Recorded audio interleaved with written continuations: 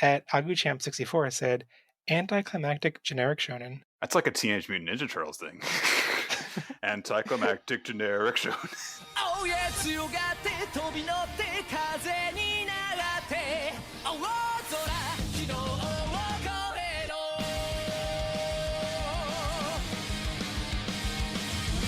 Welcome to Pottages, your critically nostalgic analytical tour through Digimon anime. I'm your host, Jeff Ruberg, and this week we are discussing Digimon Adventure 2020, Episode 10, The Steel Solid Super Evolution, and my guest this week is one half of Weekly Manga Reacp, creator of the newly launched Jump Date video series, and also known as NikFTime. Thanks for coming on the show, Nick. Hey, Jeff. Thank you for having me on here. So I feel bad because I had Chris, your co-host from Weekly Manga Reacap, on a long time ago because my recollection from those Digimon commentary series you were doing a while back was that Chris was the one who liked Digimon as a kid and you didn't, and then I found out that oh wait, no, I totally misinterpreted that and you both were into Digimon as a kid, and I was like, oops, why did I just invite Chris? Oh no. I think that Chris would tend to talk about Digimon more frequently than I would. Like, he would just be the one to kind of initiate conversations about it more often than I would. So I can understand how you get that impression to an extent. But no, I was into Digimon the same way that he was, basically. Yeah, so how'd you get into... So these are my standard questions for first-time guests. How'd you get into Digimon? Like, what parts of the franchise were you into, and which seasons have you seen? So I got into it the same way that, like, a lot of people my age did was, the show came on the Fox Kids programming block on Saturday mornings, and then eventually they decided, this is a really big show, let's also put it on weekdays, and you have to watch Digimon 6 days a week. And I was like, yes, sir, that sounds great, because I like this show with fire-breathing dinosaurs and thunderbugs and stuff. And I watched it loyally through Digimon Adventure and Digimon 02, and then I stopped completely cold turkey.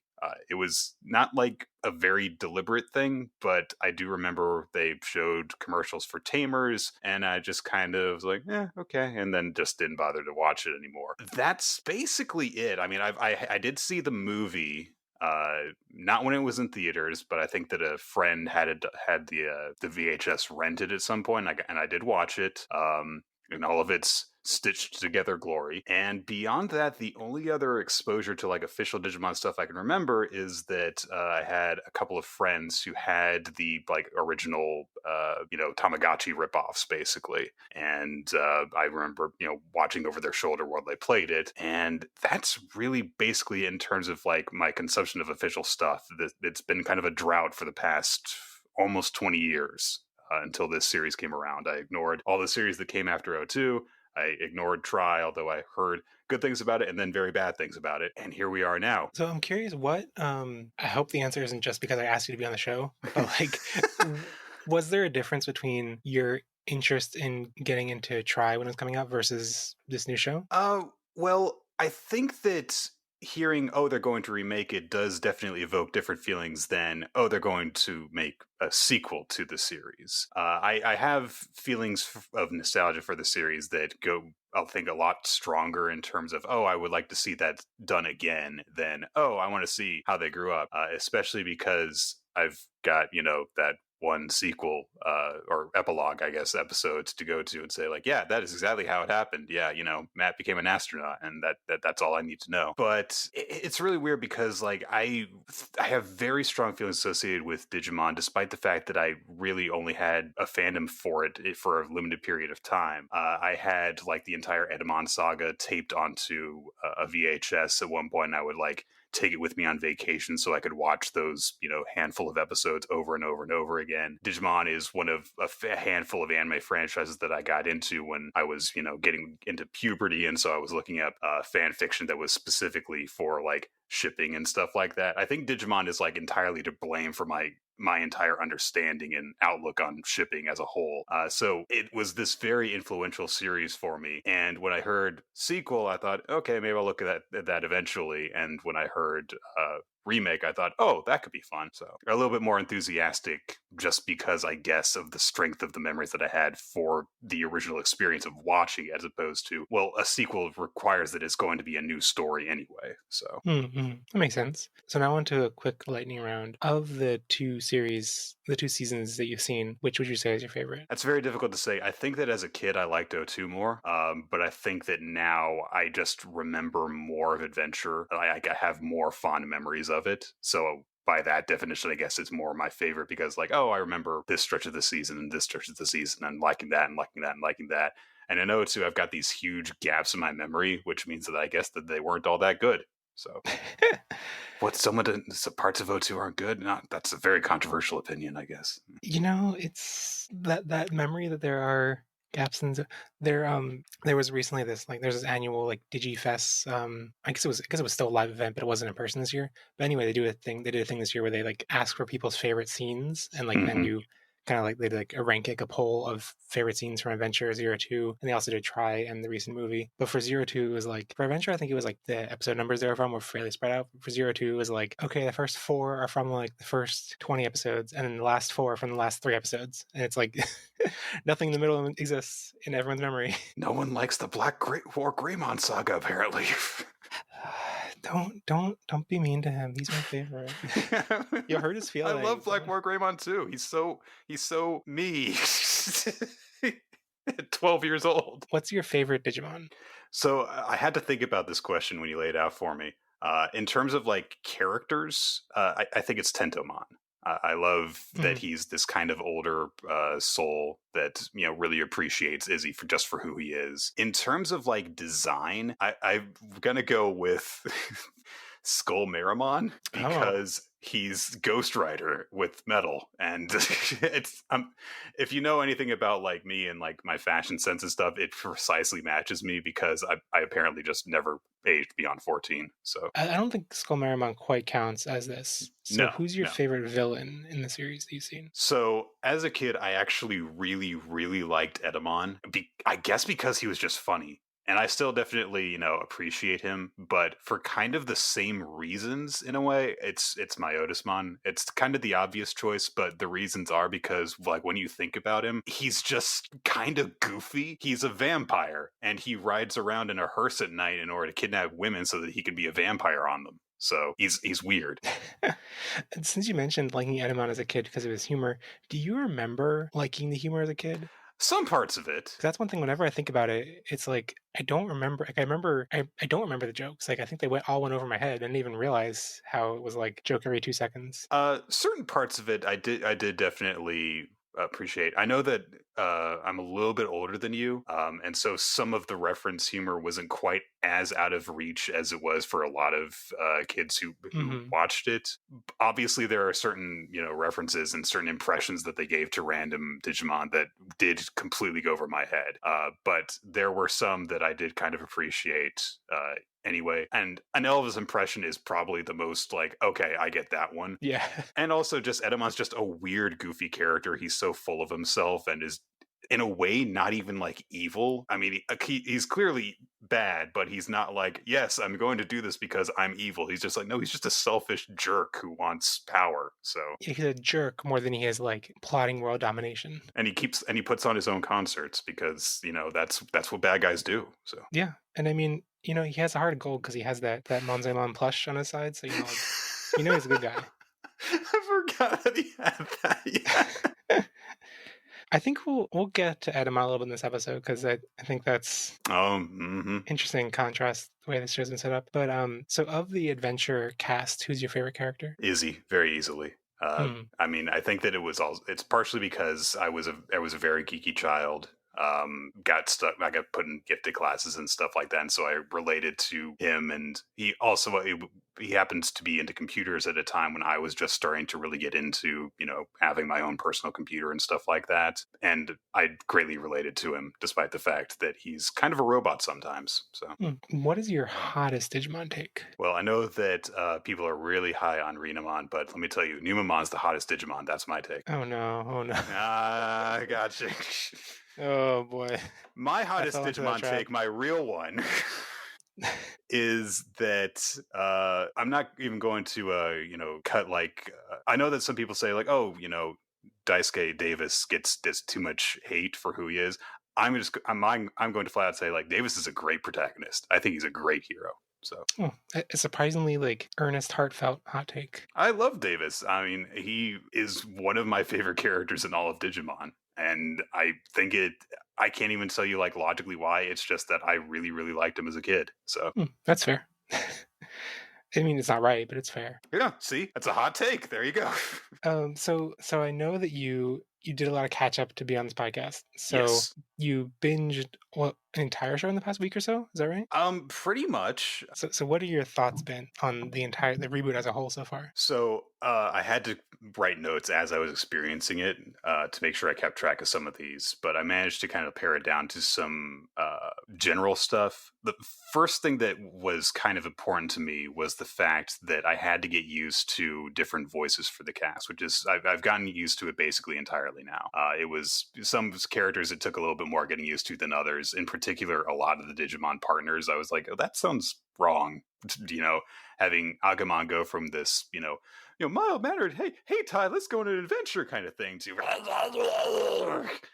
and I just thought, please don't let him talk. And no, he talks a lot. But eventually I got used to that. So is that mainly contrasted with your memories of the dub, or with it's not with the because I don't remember the Digimon have changed cast, but the humans have definitely changed cast since the original Japanese. They did change. They have changed, and I had never watched any of the sub before, so that part of it wasn't really a barrier for me. Speaking of the way it sounds, I like some of the music. I in particular like the kind of leitmotif, the theme that goes along with when the title actually appears, the swelling dun dun dun, dun and it keeps on coming up in different versions throughout the show. I kind of want to go riding through Hyrule listening to that song. It sounds like it would be very appropriate for that. I know that you have in the past remarked on it seems like they're cutting corners on a lot of different things, and what we have seen of the new Digivolution aesthetic, I like what I've seen when it's done. In a lot of cases, it doesn't seem like it's done, unfortunately, for various different reasons. Although I was kind of hoping that in this episode that Bergeron would digivolve, because I love, I now get to the point where I actually enjoy where they just don't show it. It's like you're watching Plan 9 from outer space, and you're just seeing like, wait a minute, that's not even the same actor kind of thing. It's just become a running gag to me whenever it's like, oh wow, they didn't show anything when Bergeron came out. Yeah, at this point it's happened so much, and I've complained about so much that I'm like, okay, he'll just yet again. In terms of the ways things look, I think a lot of the fight scenes are massive improvements over the original series, and I think that if the series were just pitched on, yeah, we're going to do the original, and we're just going to add these new fight scenes, it'd be like, all right, cool. I think that would be just, a straight improvement. There are obviously a few bits here and there where the cost-cutting measures do kind of interfere with the ability for them to be as good as they could be. I think that as we get into this episode, there's a very obvious shift in terms of, okay, now we're going to do everything we can to make this look good. But even so, I think that the overall quality of a lot of the fights that we get has been better looking. But that is the one aspect of, okay, this just is an improvement in terms of the way I look at it. And I have one final note here, which is, this is going to be so weird because, so I watch a lot of wrestling, but I watch Japanese wrestling. And so this is one of the first things that I thought of when I started watching the show. So the theme song for the series, there is a part in the chorus that goes Kaze ni nate, which is a pretty common thing in Japanese media of this sort. Become the wind, soar and be free and that kind of thing. So there's a wrestler that I really like named Minoru Suzuki, who is basically the most terrifying looking man you can imagine. And he has a theme song when he comes out called Kaze ni Nare. And it's a big, huge thing where, as he's approaching the ring, the music swells. And when he gets in the ring, the entire crowd will actually chant along with Kaze ni Nare as he steps into the ring. It's like this big tradition to the point where even when they do American tours, the crowd will chant those words. And so when I'm watching this Digimon show, I'm just thinking about this older wrestler murdering people because I was like, oh, Kaze ni Nate sounds a lot like his theme song. Is he what's the term for it? The evil ones, the Yes, heels? he is a heel. Yes, he basically just kills people just because. So he's not just a heel. It is the fact that his violence is often the emphasized part of his character. So and I have one more note about the series. Do not like the writing of it, and I'm going to just kind of leave it at that for now, because that is actually a realization that I came to while watching this episode that we're going to talk about today. So Okay. So it wasn't like actively bothering you until this episode? it was something that I definitely was recognizing. Okay, the characters in this show are not as well defined as they were in the original series. I think that the term that you've been using on this podcast is like the edges were rounded off, kind of. And to me, that just means that they don't stand out as much in general. I think that Mimi and Joe hold up very well in comparison to the others, but everyone else is just kind of there.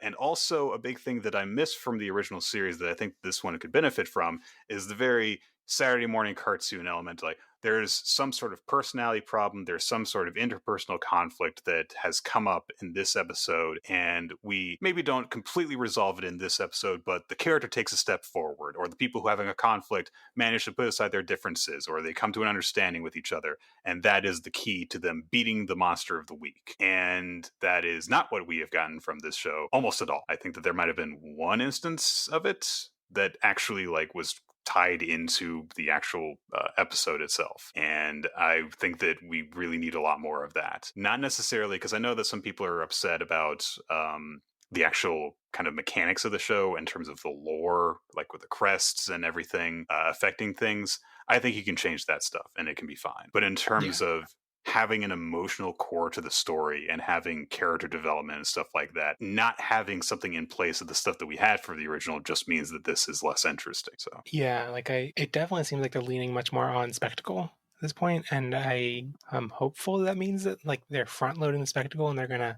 have that stuff later on, but that could just be giving it too much credit, and it could just be spectacle throughout. I hope you're able to keep hoping, because I'm not. So all right, so let's dive into this episode, Digimon Adventure 2020, episode 10, the Steel Solid Super Evolution, aka the Solid Steel Super Evolution, which is how the phrase goes, not Steel Solid. Anyway, aka the slightly lower magnitude earthquake of MetalGreymon, aka looks like the show took my advice and is quite literally never going to stop digivolving. The spoiler policy for this episode is that we're going to be talking about everything in the Crunchyroll episode itself, which includes the next episode title and preview at the end of the episode. But there has been a dump of titles and plot synopses of the next several, like episodes 11 through like 15 or 14, and we're not going to be talking about those. So those are not going to be included. But yeah, Nick, what were your general impressions of this episode?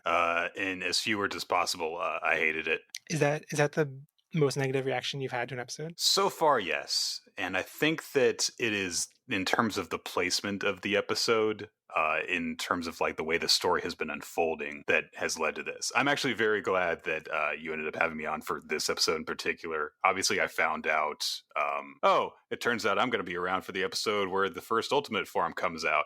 And that'll be kind of cool. I get to have, I get to plant my flag on that. But then when I actually watched the episode, I had this epiphany while watching it, which was, the writing for this show is just bad. So I've just kind of reached a point where I'm just comfortable with recognizing that until the show itself proves that it's better than the conclusion I've reached about it. Yeah, I definitely have a similar reaction to the writing for this episode in particular. I think we'll get into some details as we walk through the episode, but I think this episode, like, I've seen people like in some discussion threads about this episode, people being like, "Oh, the animation was terrible," and then other people being like, "What are you looking at? The animation was great. Can you just not see?" And all this stuff. And it's like I think it's like the key animation for certain cuts and certain shots was great, but like the actual like writing of the episode, the storyboarding, the directing were all very lacking. And so it's like those quick moments are great, but like the structure of the episode is just like doesn't support them well, and it's like it's kind of the general frustration I have with the like Sakuga movement in general. That like if you're just critiquing animation by looking at individual cuts, those cuts can be great on their own, but like if they're not used well together, it doesn't really matter. I feel like this episode is the epitome of that. And yeah, I think it all comes down to I haven't felt this frustrated by the writing in any other episode though. This is the first one where it's been like so many scenes just felt awkward and just felt like what are they doing? Right. Why is this happening? We'll get into it, but I think that and a big reason that I think that this is a turning point episode for me was the flaws that you're talking about in terms of key animation versus the storyboarding and stuff like that. Those were all things that I was just kind of willing to accept based off of my familiarity with Toei's practices, the fact that the pandemic might have affected the production and stuff like that. And when I think about it, okay, this, and this. These are all things that maybe if things had been done a little bit differently, or maybe if situations were a little bit different, then this could have been better. And even if it weren't, then I'm willing to look past it if the story is good. And now I've reached a point where I'm just accepting, or at least I've reached the conclusion rather that the story is not good. And so as a result of that, I'm not willing to look past the things that I was before when I was giving things the benefit of the doubt. So when you've got the underlying story of everything underneath all of the fancy explosions and some of the cool fight scenes and stuff like that, if that's just bad, then it's just bad. Nothing can cover that up. Yeah.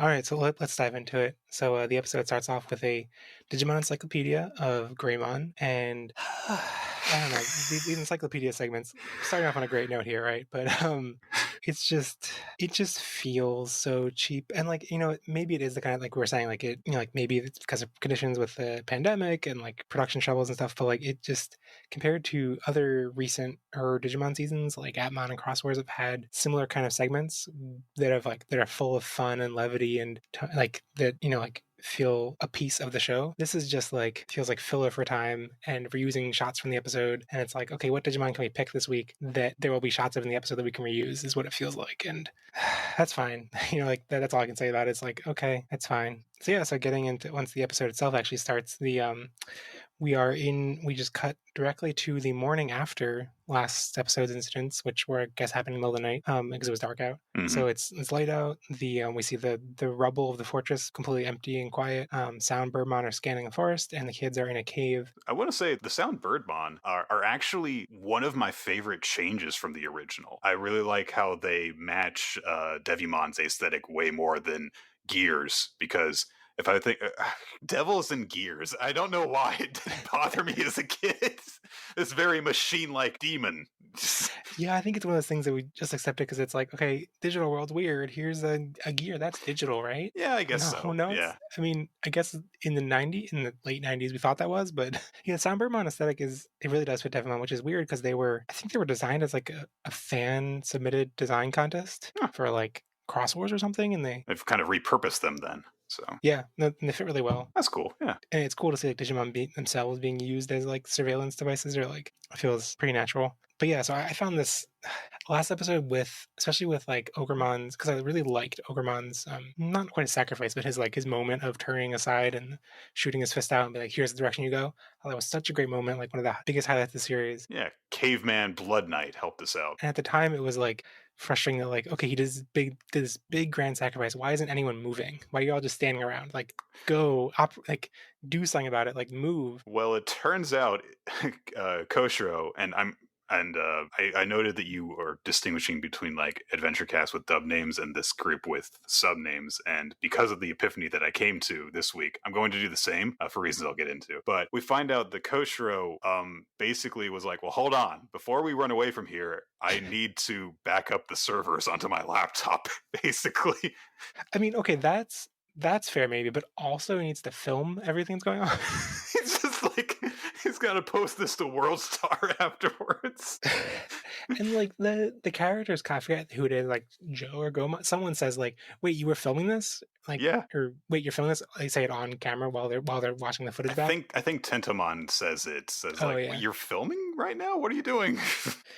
And it's like, that kind of thing is like, on some level, the characters pointing it out is enough to glide over the bad writing, but like, not really. Like, like you shouldn't just be like, oh, the characters pointed out, so therefore they know about it. It's like, no, but it still doesn't make sense. But anyway, I just found it so like last episode it kept me wondering, how are they going to escape MetalGreymon?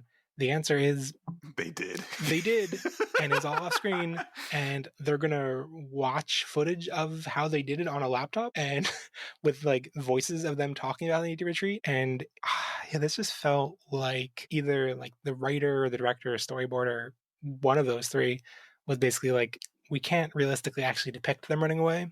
We can't figure out a way to frame that or to do it convincingly in enough time or budget or whatever. I mean, all it would have really taken would have been for in that moment where Ogamon's charging towards Metal Tyrannomon, and he's doing his Super Saiyan glow, for there to be a shot of them running the other way while the enemies are distracted and stuff like that. But the problem is we can't do that because if you don't have a bunch of stuff happen off screen, then you are able to conclude that, well, Koshiro just said that he was filming this, A, and B, that he backed up all the information at the ruins so that they would have access to it. But if you were to watch the episode beforehand, you were like, well, no, you ran away before you did any of that. So now we just have to like imagine that Koshiro is this amazing multitasker who is able to do all these different things in the span of, I don't know, a few minutes of escape. So yes, so on to some more awkward writing.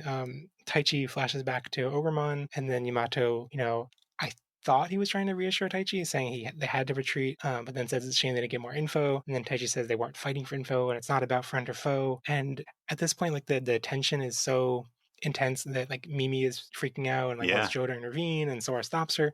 But like the thing they're arguing about, I was just like, what are they actually arguing about? Like Yamato said they had to retreat, and Taichi's like, no, it's Ogremon wasn't a friend or a foe. It's not about being a friend or a foe. It's like, what is the actual conflict? I think that what's going on is that Yamato is trying to tell Taichi, hey, listen, we had to run. Because Taichi is like, I must fight because I am the shonen boy. And Yamato's like, well, look, the only intelligent thing we could have done was to flee because we wouldn't have won that fight. And then and that part, I don't think Taichi has a problem with. It's the part that afterwards he's like, I mean, it's a shame that we, didn't get more information out of it. He's just very coldly analyzing the situation in terms of what they need to do in order to press on. He's not actually acknowledging that Ogremon got killed so that they could get away. And then Taichi's like, no, battle pride, because that's a thing that 10-year-old boys are obsessed with.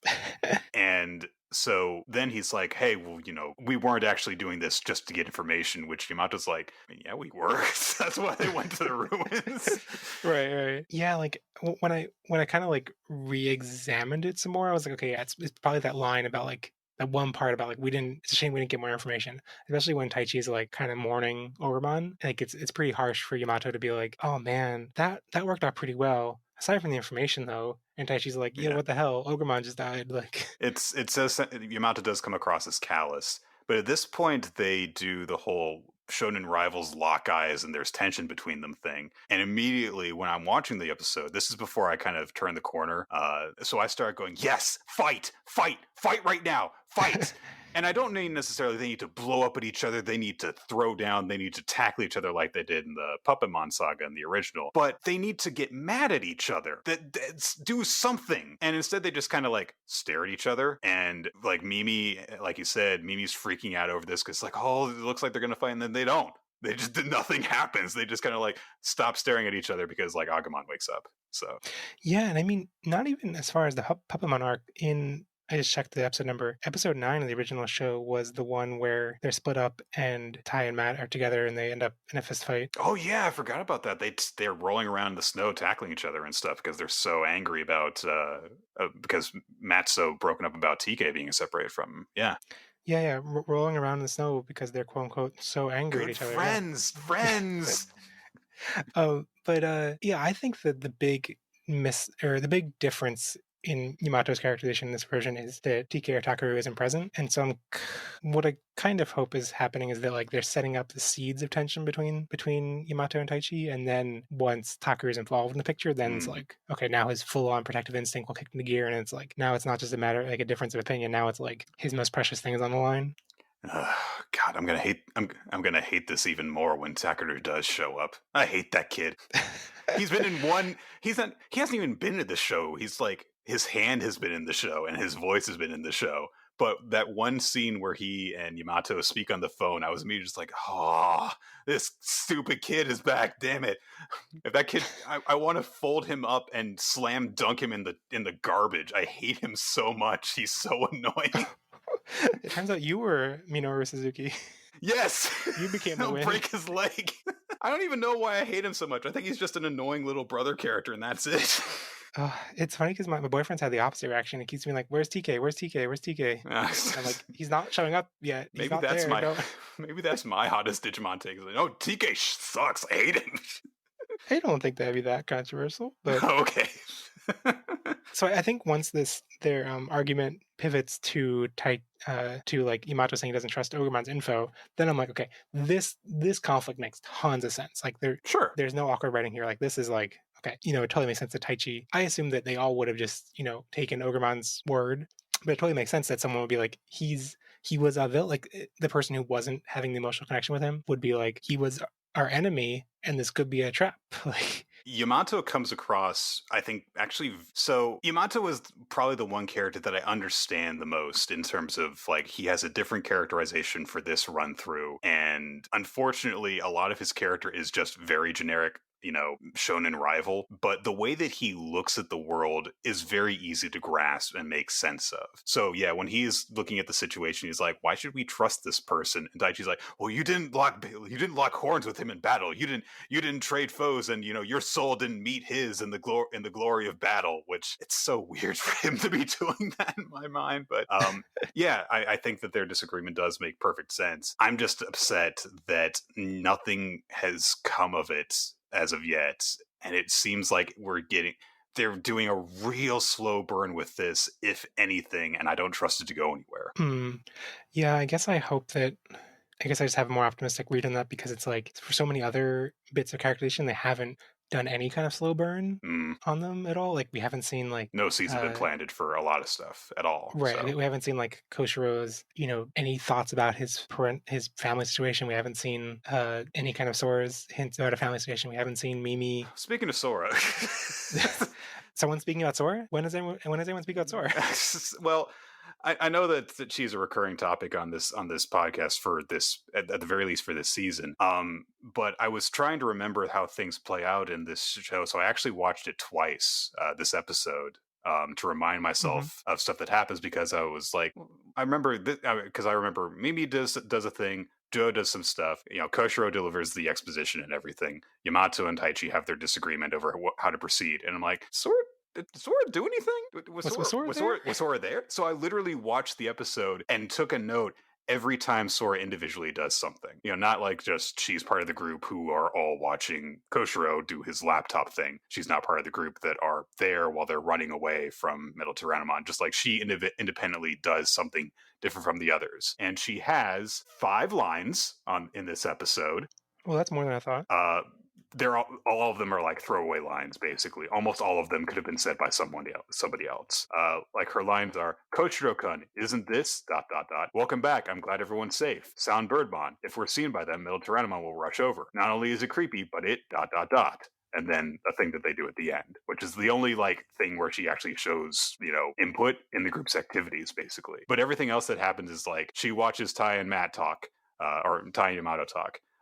The biggest impression she makes is she puts her arm on Mimi and nods at Joe. And I don't even know what she's trying to get him to do or not do. Even independent of, like, it does seem to me as though, like, Sora's kind of been neglected in this season as a whole thus far, outside of just, like, her introduction, basically, where she came across as pretty cool. In this episode, it was just so weird to think, like, I mean, there are 6 kids there, and then there are 6 Digimon partners, and it's just like, how the heck can someone just like contribute so little in terms of this? I know it's not her episode. I know it's Taichi and Agamon's episode, but every other character, like I remember what they did. And that's not a huge cast to work with to give everyone at least a little contribution in the situation that they're in, where they have to work together in order to get out of there. So yeah, I think it's like all the other characters have an easily identifiable like quirk that adds to the situation pretty well. So you can say like, oh, in this situation, Joe would panic, Mimi would do something kind of weird, Koshiro would say something smart / exposition-y, and Yamato would be like, we need to leave them behind so that we can survive, being cold-blooded soldier. And then Sora's there too. There was a webcomic I read in the 2000s called Casey and Andy. The artist slash author behind it, went on to write The Martian, that book that the movie is based on. Mm-hmm. And he did this one comic strip where there's a joke in it where one of the characters is trying to get their novel published, and the publisher sends back notes saying like, this needs more characters. So their response is to rewrite the introductory scene. Like, the mad scientist and his assistant were at work. Bob was there too. And so that's how I think about this. Like, Sora was there too. And he's just like, I'll just add that every fifth paragraph, and Sora has a line occasionally, and that's her contribution to this episode, and it's really unfortunate. Yeah. I guess it looks like we're next couple episodes going to be heading towards smaller groups, so maybe they can remember that she's there more when they're writing it. Bergemon's in the preview for the next one. She has to do something. The monkey paw is curling his finger as we speak. Like, there's gonna be some way. We gave Bergemon to someone else. Yeah, it's actually like a Bergemon hologram. It's actually Gabumon. Gabumon's the new Digitestant. Yes. So back to the events of this episode. Koshiro basically is showing off his map that he got from the fortress, and mentions that Taichi's message. He basically downloaded information from the fortress, and the Taichi's message was messages between the evil Digimon speaking to each other, and he like intercepted it basically, which I thought was an interesting reveal, because I was very confused last episode. I was like, if this was a message written by the evil Digimon, why would it have been left for Taichi? It doesn't make any sense. Right. But if it's like, that tablet he was looking at wasn't just like a poneglyph left behind for someone else to read. It was like he was accidentally hacking into the servers. It makes a lot more sense. It was a representation of like a digital record of stuff. Right, it was like a log. And also goes, I think, more of a ways to show why Taichi's weird poneglyph reading ability, which is still unexplained, but it's weird, stuff. It's fine.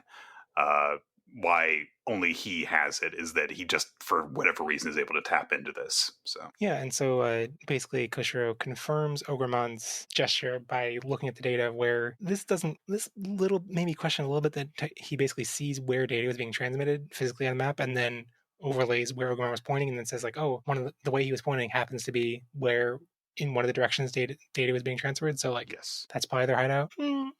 I go back and forth on like, does this make sense that like you would see where the data was being transmitted to? I can't find like an actual... In the digital world it is, I guess. In the digital world, okay, it's the kind of thing that you can hand wave enough and be like, okay, this makes sense. This makes sense with his computer skills, and like, data doesn't quite work that way. You can't trace data to physical locations, but it's a digital world. Who knows? I'm in two minds about this scene. On the one hand, I appreciate that Koshiro is getting more and more glimpses of like, okay, no, he is actually the tech guy. I was actually very bothered by his role in the first episode or two, when his being the computer whiz kid was exemplified by him browsing internet forums. I was just like, really? That okay? Because I mean, just having a laptop as a kid in 1999 was enough for me to buy like, oh sure, he could be a computer whiz kid, and then he actually goes and like does a lot of stuff to interact with the digital world in a way that no one else figures out and all that stuff. But in terms of that, I was like, well, they really kind of simplified his role in this cast. But having him do this, I really appreciate it. He sets up his whole holographic projector thing. He's tapped into all these different things in order to gain information. He does his whole like battle plan thing, or data analysis complete thing afterwards. However, on the other hand, Ogremon blew a giant canyon through a wall and basically said, go that way. And they need him to do this satellite imaging technology thing to figure out which way they should go. And it really bothers me that that's what they need to figure out what they should do. If they had not had Yamato say, how can we trust Ogremon's information? I would have been this would have broken me, I think, immediately. Just thinking like, why did they need to figure that? Ogremon told them where to go.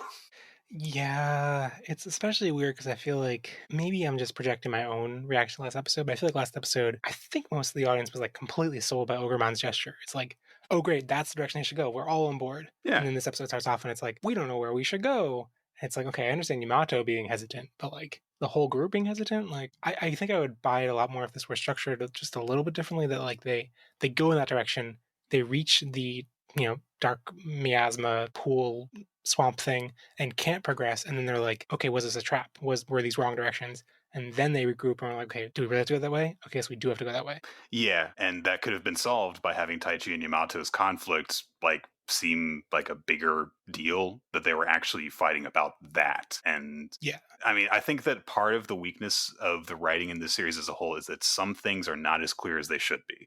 You have to kind of just like read into them and just kind of project your own thing. And sometimes that's fine. It leaves room for a little bit of interpretation. But at other times, it really just pays to just know exactly what's going on and why, because then you can, get more of a firm glimpse into how characters feel about that kind of stuff. Speaking of which, there was a point that we kind of did gloss over a little bit before, when Agumon wakes up, because Taichi is visibly worried about Agumon when he's, lying there injured and stuff.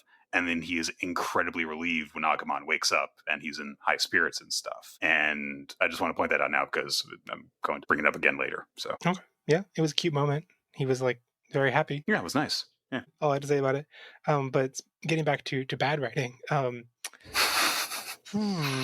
So this moment, so like Koshiro is giving them, like data from his map, whatever. He sends Taichi visual of Melatonin's weak points. I mean, it doesn't say it, but it's clear that it's like honing, it's like showing where his weak points are. Hit the glowing red dots. That's the boss's weakness. Yeah.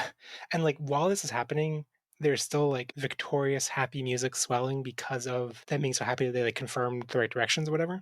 And so like this victorious happy music is swelling. Taichi gets the weak points, and then just like it just cuts to Taichi and Agumon running out and going out and getting Melatonin's attention. And it's like clearly there was some discussion of a plan that was purposely glossed over, because we see that like Yamato's hurting the group out, and this so they're using it as distractions so they can get everyone away. And clearly discussed that, and Koshiro gave him like more context on the weak points and everything. But just as we're getting back to like it's not just the writing, it's not just the storyboarding, it's also the direction too, because like having that swelling victorious music as Taichi goes off and starts off this plan, it just really frustrated me, because it's like last episode did such a great job building up Melatonin's threat as like this hugely intimidating thing, and I feel like for the kids for Taichi especially to run off into that danger again, you really have to sell why he's convinced of doing that. And instead they didn't at all. Instead it's just victorious happy music is swelling, okay, let's go fight him again. It's like, I know that's not the only, I know there's more reasoning. I don't care. It's the feeling was just wrong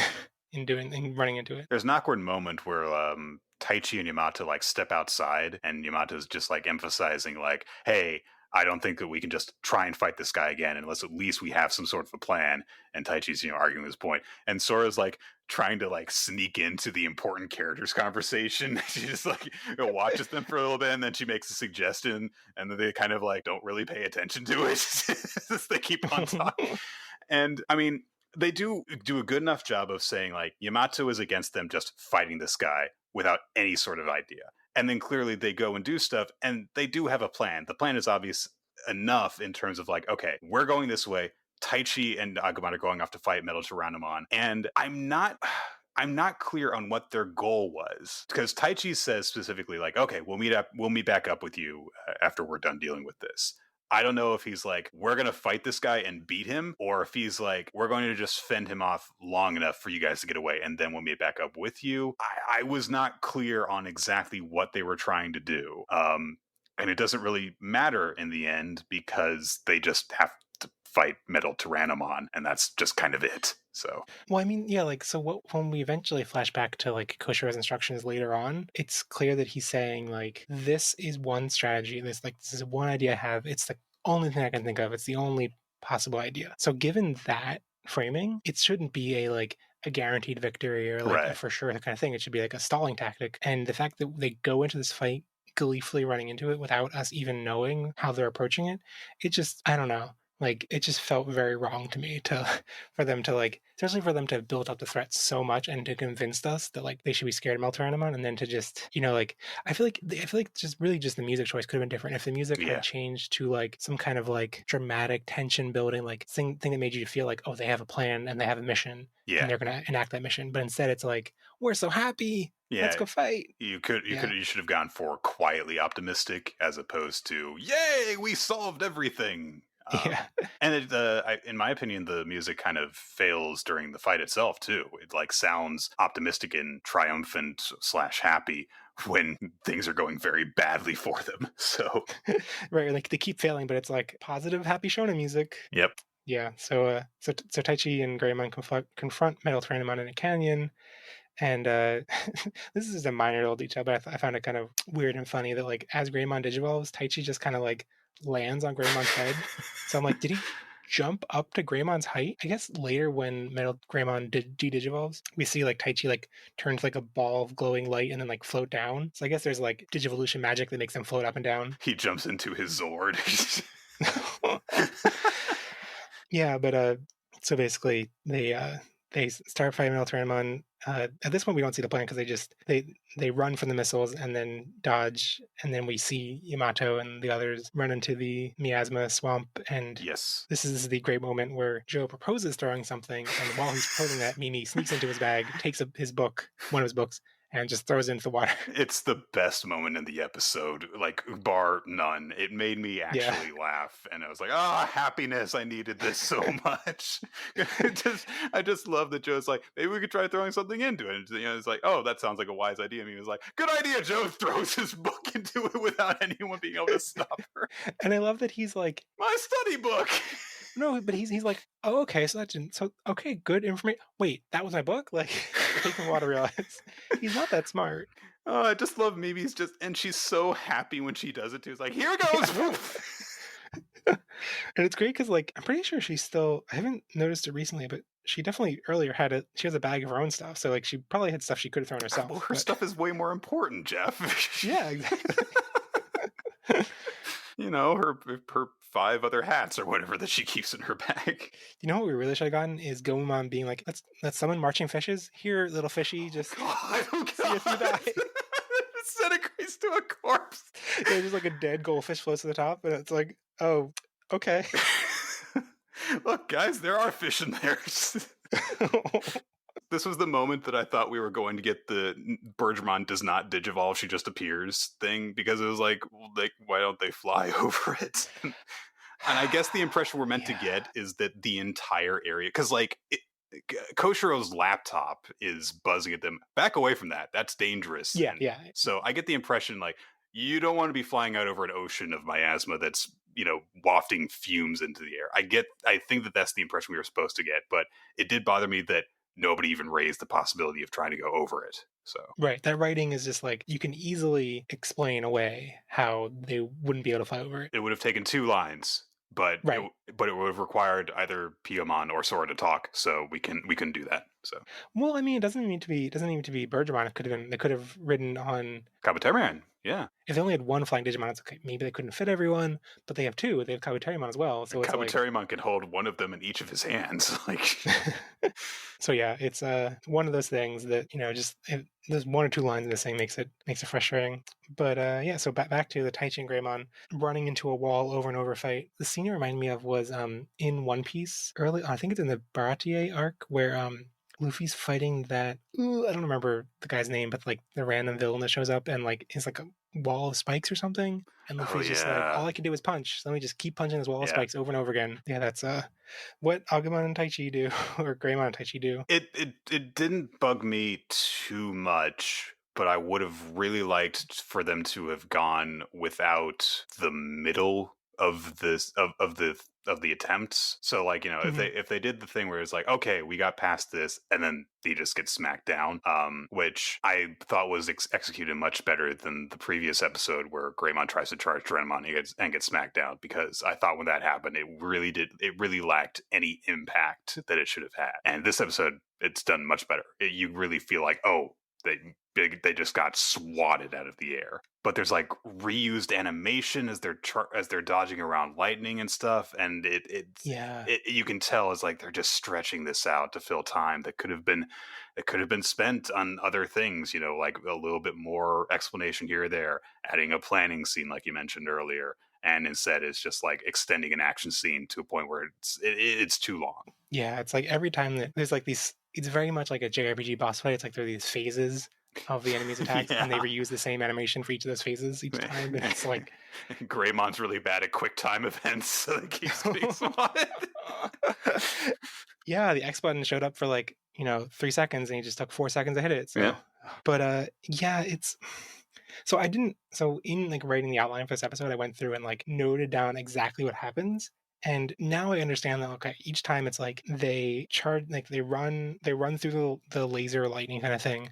And then once he switches to missiles, they attack and like do like he does like the claw thing where like, Greymon like puts his arm back and like starts to shoot his claw. It's the same animation each time. And there are basically three attempts, and each of those fails for some reason. But it's like the first one fails because he gets like MetalGreymon like knocks him down with his claw. The second one fails because they get tail whipped. MetalGreymon like whips him out of the air.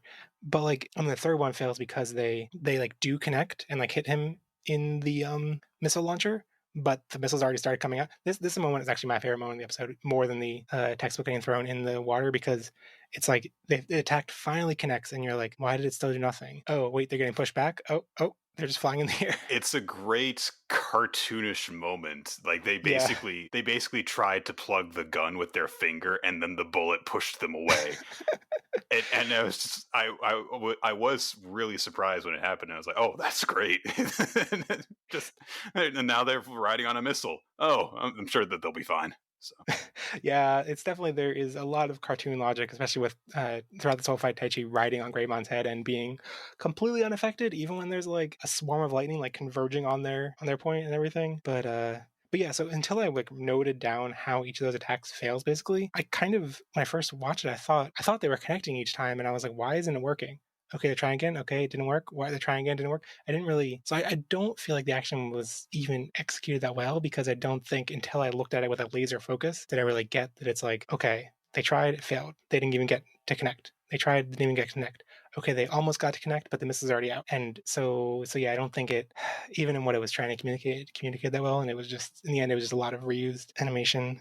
There needs to be an emphasis of the little triumphs that they get that it really lacked. So the first breakthrough that they have is getting through the long range attacks that MetalGreymon launches, and then they get close and he knocks them away. Then they get through that and they go to the tail, and then the little triumph they have is getting onto the tail, and then they're able to charge forward, and then there should be a big thing where it's like, yeah, we hit the thing we were aiming for, and then it's supposed to come crashing down. And in each of the three moments where they have that little breakthrough, it doesn't feel like they have the breakthrough. It does everything kind of just all feels very samey. It doesn't have the impact that lets you know, okay, this fight is going badly, but in that moment it seems like they turned it around. And then it really goes down in quality for me, because then the rest of the fight is supposed to be, well, now they're just desperately trying not to lose, essentially.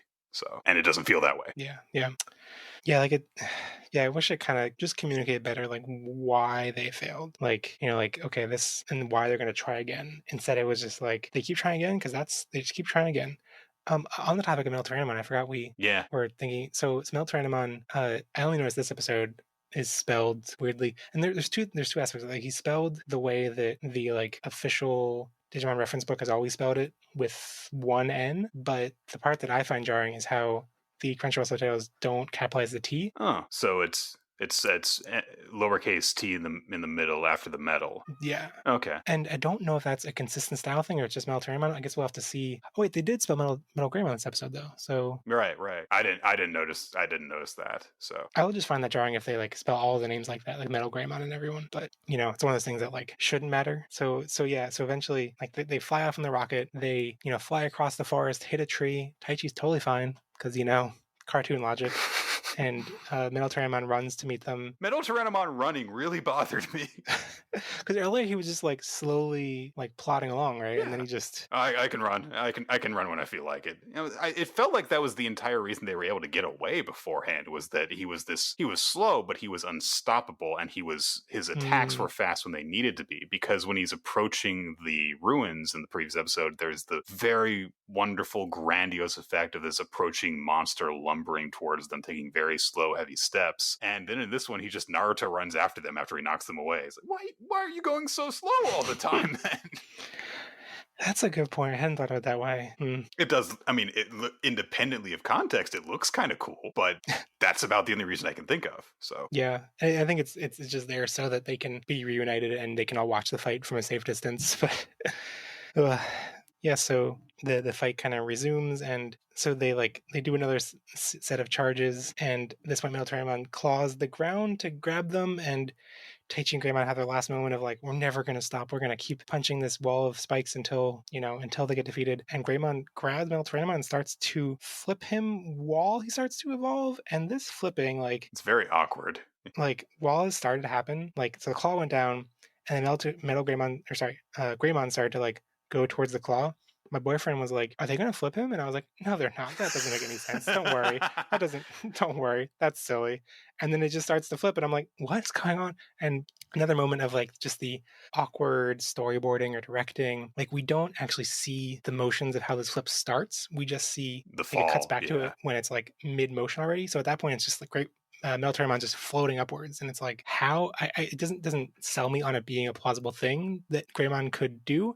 I mean, but like, he's in the middle of like glowing with evolution energy, so it's like, okay, I buy it conceptually, but I don't understand visually how it would even work, and the show did not visually show it off, so it just kind of happens. I get what you mean. You understand the idea, but it doesn't. All the parts don't fit together in a way that it's carried across very well. So yeah, and it's frustrating because it would have been a cool thing to watch, but they don't really show it. well.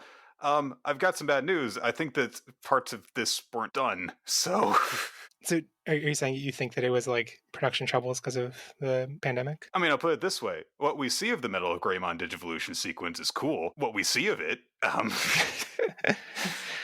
because we see like the arm form, and then the missile launchers form, and then the face starts to form, and then it stops. And then it's just like, here's MetalGreymon. So I get the impression that it was just not done, like very strongly. I get that impression that it wasn't finished, especially because at the same time as that's happening, you have the awkward moment that you were referring to with MetalTyrannomon flipping through the air, and it's cutting back to that at very weird moments. And it seems like they were just kind of using that as a filler to, like, we need something to go here so that it doesn't just, go straight from MetalGreymon's metal skull thing starting to form to cutting to it's transformed. He's here. Here it is. So yeah, that didn't stand out to me as being super awkward, because I kind of figured that like, okay, this first evolution would be like when Greymon's first evolution happened, it was kind of like in the world. It wasn't in like a stock, like nether space. And it like even cut, like the way that cuts mid transformation to other things. I was thinking, okay, maybe this first time it might be like not showing off everything, and then once we see it again later, maybe it'll be like a stock sequence that's in the nether space and has the full animation. And that to me felt natural, even if there weren't production troubles behind the reasoning for it. But I could see it being the kind of thing that makes sense to cut, because it's like, okay, maybe MetalGreymon doesn't show up for another 8 episodes. And once he does, although I don't know, maybe he shows up in 2 episodes or 1 episode, I don't know. But if he doesn't show up for a couple episodes, then it would make sense to, okay, we can save finishing that until later. Yeah, so basically then once MetalGreymon's there, like all that strategy about like going for MetalTyrannomon's weak spots doesn't matter anymore. He's big enough that he can just brute force it now. So yeah. I really like when MetalGreymon basically bites MetalTyrannomon's claw and then like throws him into the water. I thought he might tear the arm off. It looked really vicious, honestly, for a brief moment. This is the part of the episode where they're like, okay, this needs to look good. So yeah, the key animation. I love the pose that MetalTyrannomon does, where it's like, okay, time to really throw down. He's flexing his claws, his eyes are twitching and stuff like that. And I really like the way that MetalGreymon approaches, because he does the trident arm to block one weapon attack and then hauls himself in like he's Spider-Man in order to attack the other arm. Yeah. I just really love the first shot of MetalGreymon, where it's just like him standing there, like it's drawn so well. Yeah, and he looks terrifying, honestly. So now that I'm worried, because MetalGreymon and MetalTyrannomon are such similar names, I'm worried I've gotten swapped at some point in this conversation. Maybe. If something didn't make sense, just assume I was talking about the other one. Your comment about them, my comment about them looking terrifying, both apply. So they're giant metal dinosaurs. On that note of MetalGreymon, MetalTyrannomon, and this is something I alluded to before when you mentioned Edamon before, one thing I really appreciate about the original show is how it's like, we have Devimon, this like huge not otherworldly, but like, exactly what you expect, the ultimate evil. He's like the devil. And then it's followed up by just like, here's a guy. Selfish guy in a monkey suit impersonating Elvis. Like, what? It's so weird, but he's so strong. He's stronger than Devimon. He can just like toss all the Digimon around like he, like it's nothing, and that's really cool. And now, contrast, like, I think they did a great job hyping up MetalTyrannomon as being a huge threat, but there's less fun texture in seeing like the way MetalGreymon's first shown off is like, yeah, MetalGreymon versus MetalTyrannomon. Like, it's the one metal dinosaur versus the other metal dinosaur. There's no interesting contrast. Yeah, it's kind of exactly what you would expect. Whereas like Edamon was like, there's so much there to the fact that like that iconic scene of MetalGreymon shooting Edamon when he's like in a he's in that like nebulous of like digital wires and stuff. Yeah. And it's like the imagery of that is so iconic. And this is just like dinosaurs cool. When you put it that way, I guess that if someone with no context to Digimon came in and I had to explain the two scenes with MetalGreymon digivolving, and one is there is a giant metal dinosaur shooting missiles at an Elvis impersonating monkey guy who is throbbing with muscles and energy because he's got all of these wires surrounding him and he's sucking everything into a void, or a metal dinosaur shooting missiles at another metal dinosaur. One of those two is much easier for me to get across what's going on. Yeah, I feel like it's the kind of thing that's like, this take on things is I think what people would expect Digimon to be from the outside. Yeah. And then like the other one is kind of what I think most Digimon fans come to love about this series, is that it's like has all this weirdness. Yeah. This is actually, I think, a pretty good point to kind of fade into why I think that this episode was a turning point for me in terms of like, I don't like this show now. I just think the show is bad now, basically. It feels like a product more than a story at this point, because the characters are flatter and stuff just happens. Fights happen. One of the many different shonen series that I read right now is Black Clover. I don't like Black Clover because a lot of the fights are just, they get stronger and they fight the guy. A lot of it doesn't feel as though something has changed or characters have gone through something. It's actually, I will give credit to it before people jump down my throat, it's gotten a lot better very recently. But anyway, so I know that some people are upset about, the lack of crests playing a role in the ultimate Digivolution, or, was Taichi like being courageous in terms of unlocking this ultimate Digivolution? Kind of, but it doesn't really come across like a character growth moment. He just basically became more of who he was already, and his Digivice glowed even more orange in order to give Greymon the power up and get to the next form. It's almost like a Pokemon evolution in game versus a Pokemon evolution in anime.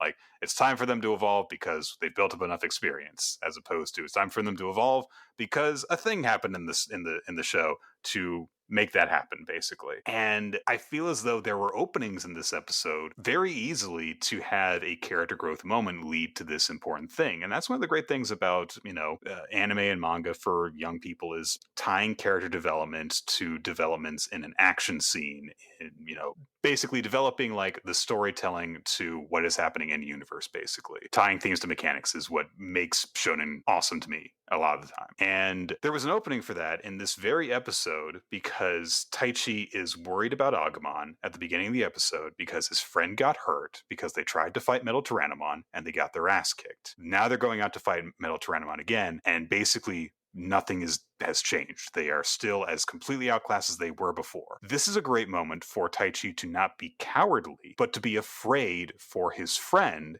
getting hurt. And maybe that can in fact be a reason why they, suffer a setback. Maybe there can be a moment where their first attempt fails, or their second, they get blown back by the missile. And now Taichi's like, you're just going to get hurt. Weak. What? I don't know what the point of this is going to be. And, they're able to make a breakthrough. Greymon's like, I don't care, I'm going to keep fighting. You don't need to worry about me, Taichi. I believe in you. I need you to believe in me because, we're friends, and friends believe in each other, and they connect over that. And Taichi learns to be courageous for his friend. And then they make a breakthrough, and bam. And it would not require too much to be different in this episode. There would just need to be a little bit more dialogue here and there, which this series as a whole seems to be very averse to in terms of developing characters and getting you to feel anything other than, well, that person's the hero. So, and it really just did feel like Greymon didn't digivolve for any particular storytelling purpose. Greymon digivolved because it's time for Greymon to digivolve because Taichi's the hero. So yeah, like it feels like the structure of this season is, especially tying into like the fact that the teaser we get at the end is, clearly where Greymon's starting up next week. Yeah. It feels like they looked at the original show and were like, okay, what can we cut out? And we don't know why that is yet. The most solid evidence at this point is the series is going to be 66 episodes long. So That's even longer than the first one. right. Why does it need to be? What? Hold on.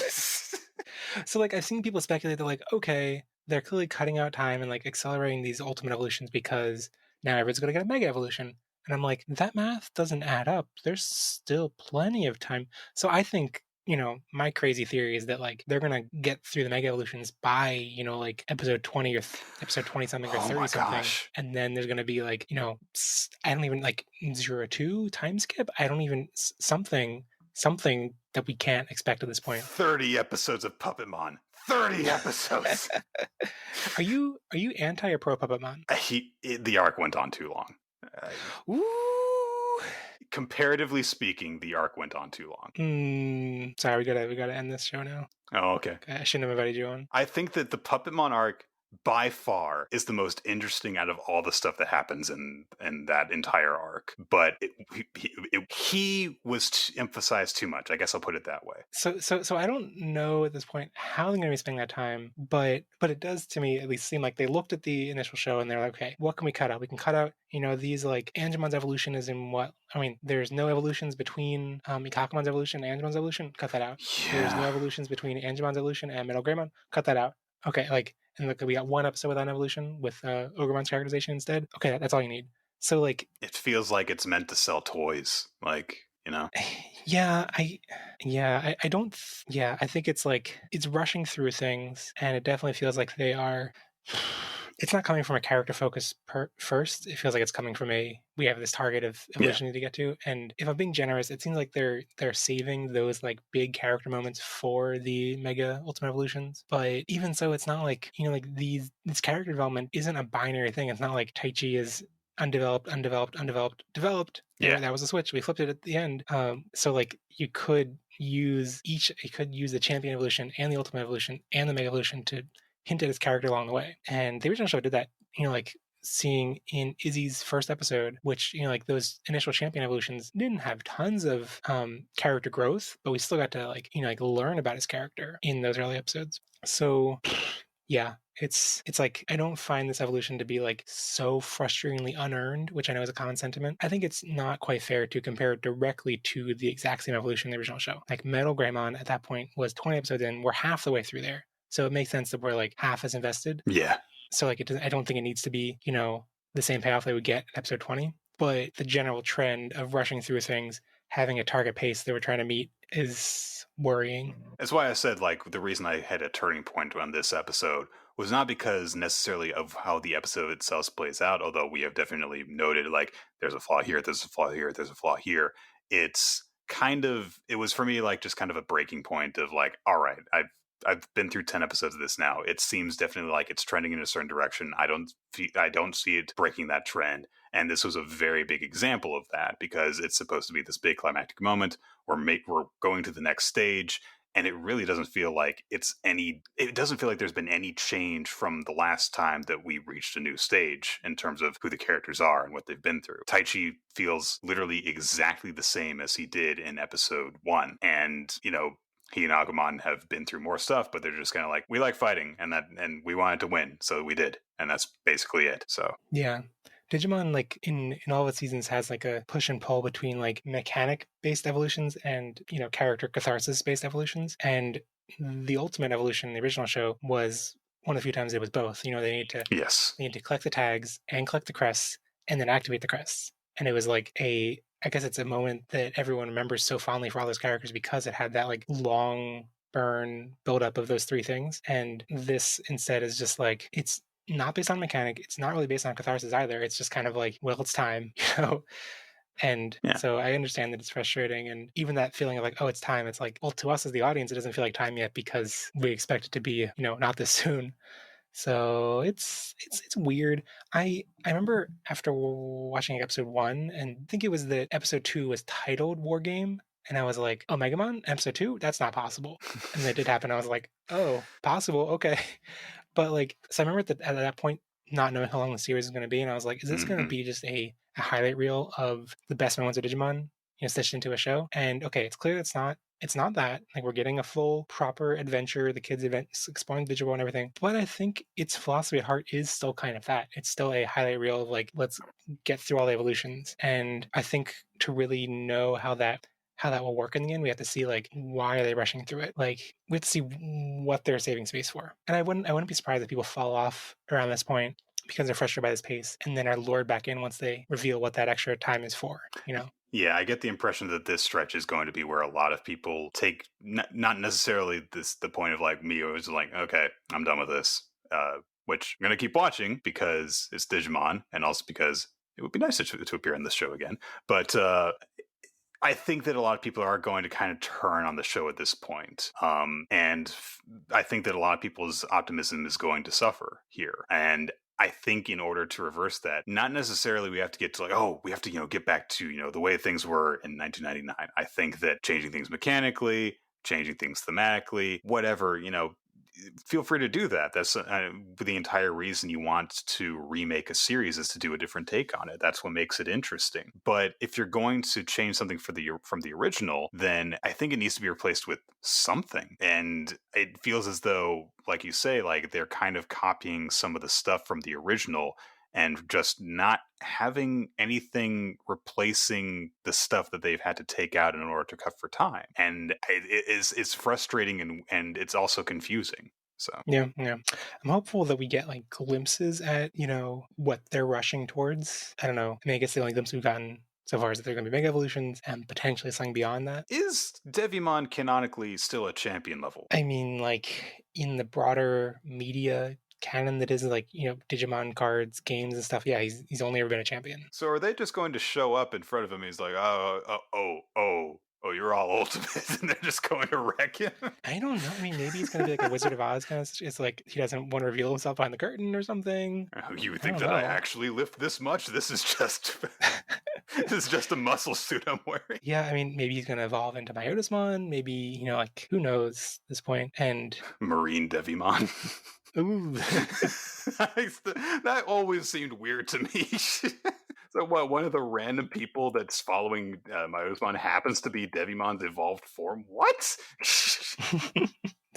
It's like, oh, it's just water Devimon, which is it's a weird concept. Like, you can't just put the devil and just put like octopus, legs on him and then be like, it's Octopus Devil. Like, I never thought about how goofy his design was. Anyway, I guess to fully wrap up the recap, MetalGreymon gets defeated, and then the kids regroup and decide to split up to go around the miasma. It's Sora's idea to split up. That's her main contribution to the episode. Is her idea is to split up, gang. So. Oh, great! I was gonna say it's not a great idea, but. It's not a good idea, no. They're being hunted down, and it's like, yeah, let's just go our separate ways. And the other thing that they don't really talk about, but I'm like, okay, I guess I can assume that it happened, is that what's the point in splitting up if they can't communicate? But I assume they can communicate with the Digivices since they did that with Koshiro before, but they should at least mention that, because they haven't done that since Koshiro has joined the group, so... I assume they're going to, like, one way is going to work. Or actually, I assume both ways are going to work. Yeah. I mean, given the way that things go in this series in terms of keep everything moving, go to the next point, go to the next point, go to the next point, I cannot imagine a world in which one group finds a way through, the other doesn't, and they have to be like, okay, we'll turn back and go that way instead. It would be weird for an anime in general to do that. And yeah, there's no way that they're not just going to meet up in the middle and find out the splitting up was completely pointless anyway. Yeah. One of my favorite small details in the episode is, because it's character stuff, is that Yamato points out, like the robot that he is, like, well, actually this way, if we're assaulted by Devimon's forces and one of the groups is wiped out, then we'll still have a chance. And then Joe's just like, what do you... Yeah, like the way he phrases it, it's like, well, if one of us is completely wiped out, at least we'll all die. And it's like, okay. It's great. Yeah. And I mean, it is weird, but I mean, I do appreciate that, so this is, what I'm talking about in terms of like, if you're going to take stuff out of a series, replace it with something else. And, Yamato seems very different in this series than he did in the original Adventure. But it is replaced by something else. It's something that you can at least understand, where he's coming from. He always observes things in a very weird, detached, off-putting way in terms of this is how we get stuff done. And he seems to care very little about the human element of stuff. And honestly, I would not blame people who have seen the preview for the next episode feeling optimistic in terms of it seems as though we're leaning towards him developing a little bit beyond that stance. So yeah, I'm hopeful, but also based on our discussion, not expecting much, because it could just be a tiny marginal increase in that regard. What if he goes through the big thing and he saves, because it seems as though it's going to be Joe and Sora. So he's going to, big dramatic rescue, and they're like, "Oh, thank you for coming back for us." And he's like, "Of course, without you, I would not have been able to fend for resources as well as with all three of us working together. So in order to extend my own," it immediately goes back to being a jerk about it. I don't know. Imagine if it's like he said that spiel and it's like, without you, this would not be a logical move. And it's like he says logical move and his Digivice glows and it's like friendship unlocked. He understands the true value of other people now.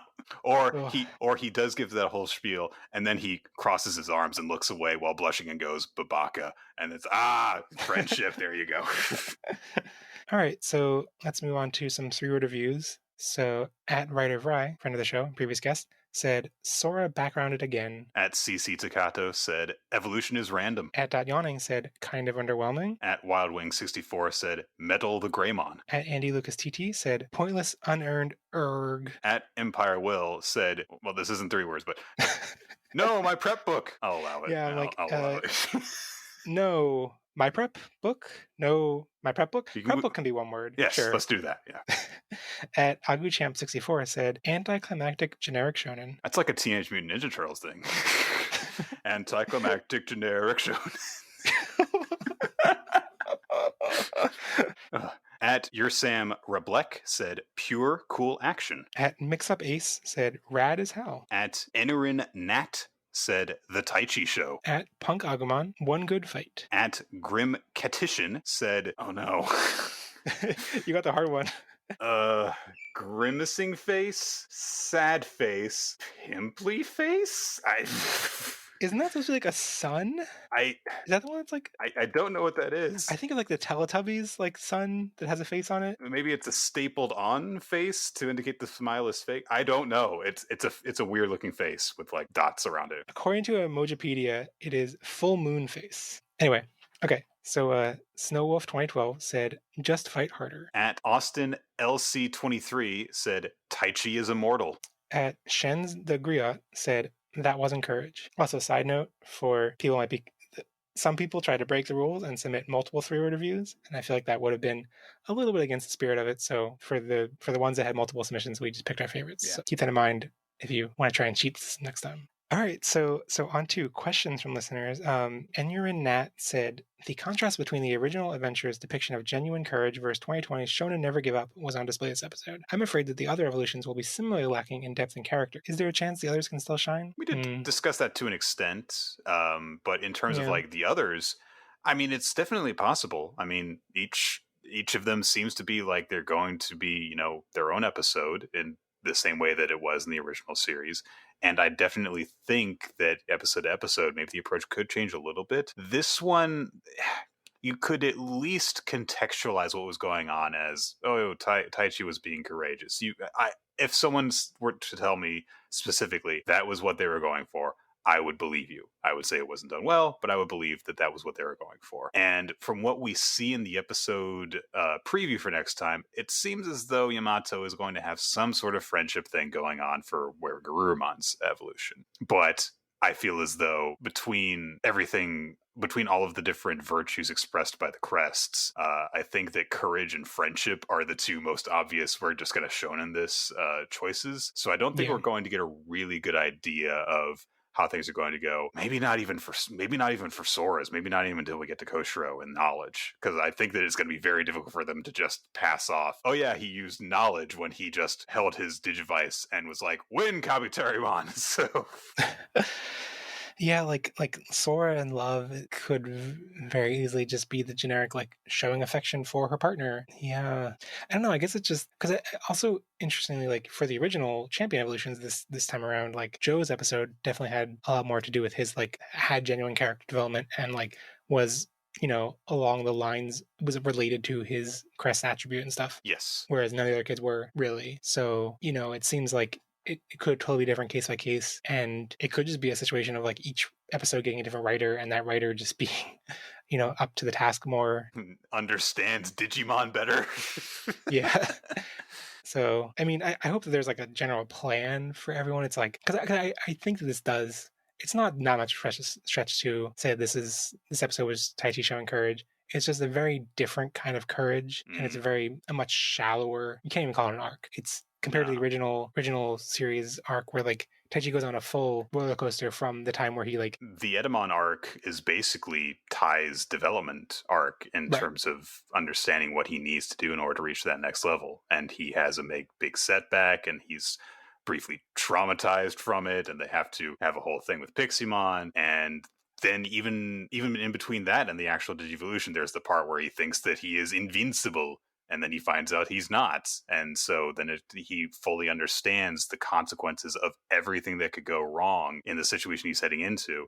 And he still decides to head into it courageously. And it's like, well, that's courage for you, is that you fully understood what we were doing. You weren't ignorantly charging in like this, Taichi. And you understood what was at stake. And so that was why he did it. And, it definitely felt like there were bigger stakes in the original. It felt like there were bigger consequences in the original, and it felt like he had come a longer way in the original. And yeah, it definitely if you have seen the original, it definitely weighs on your mind heavily when you're watching this. So yeah, and like I don't know. I guess they are structuring this both for new and returning fans. Our focus is so heavily biased by coming at it from a returning fan's perspective that it's hard to even put ourselves in the mind space of people who are new to it. So that's kind of the angle that I keep approaching it from. But I try very hard with everything that I see nowadays to not have the approach that I did for so much of my life of, well, it's not as good as the original, or it's not as good as the version that I liked. But this one made it impossible for me. It didn't offer enough to me for me to avoid that, I'm afraid. So right, it's a very natural comparison. It's not something like the writers or creators of the show should be blindsided by, because it's like you're setting everyone up to have that expectation. Yes. Even in just how, like, compared to how they handled in Try, they had a completely different character designer make new designs for the characters that was controversial. For the last Evolution Kizuna movie, also new designs that were kind of controversial. And it's like, this is like, nope, they're identical. They're basically traced with new clothes. Like, nothing has changed. Don't worry, nothing has changed, is the vibe they've given. But what about their gloves? Their hands are cold.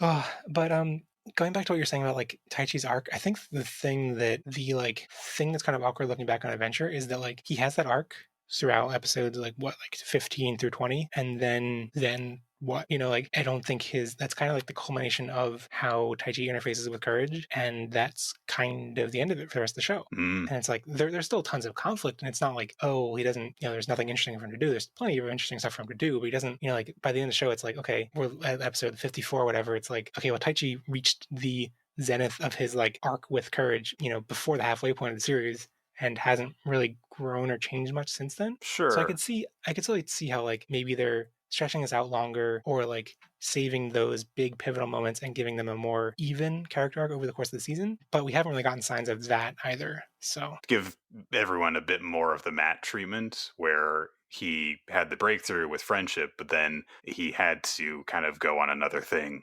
during the Dark Masters. Yeah, I think that it is definitely possible to do that, and not everyone has to go. Not all the characters have to go through everything at the same pace and stuff like that. It's just frustrating because not just because this is the ultimate Digivolution, it should be like this, but Taichi really does not have a lot of character to him in my mind. Yeah. So he just kind of like, he decided to do the Super Saiyan yell a bit more, and so they powered up, basically, is what happened. So for me, I'm kind of like, okay, that feels fine and standard for me for episode 10. Like if that's still where we're at in the 20s, then I'll be like exhausted and frustrated. But yeah. So At CR McRae said, once the Ultimates are done, how long before Megas? And if soon after, then what? So I'm kind of assuming that like we might get one episode, like Ultimates are done and then one episode and then Megas.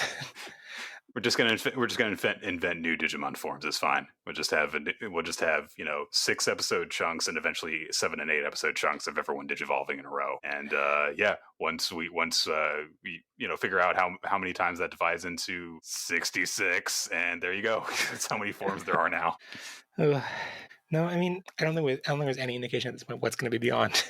It's up in the air. That's what I'm excited by because there's so much potential. So this person also asked, what's up with the Weekly Manga Recap's 2-year hiatus on Digimon commentaries? So for those of you who don't listen to Weekly Manga Recap, Chris and I did a bonus thing for a while where we would watch something anime related, and sometimes it was very tangentially related. Like I think we watched a couple episodes of Iron Fist season 2 one time, and we would just be watching it at the same time, and we would be streaming us just kind of talking while we were watching it. And one of the recurring things that we did on this was Digi-commentaries, where we would go back and we would watch old episodes of the Digimon dub.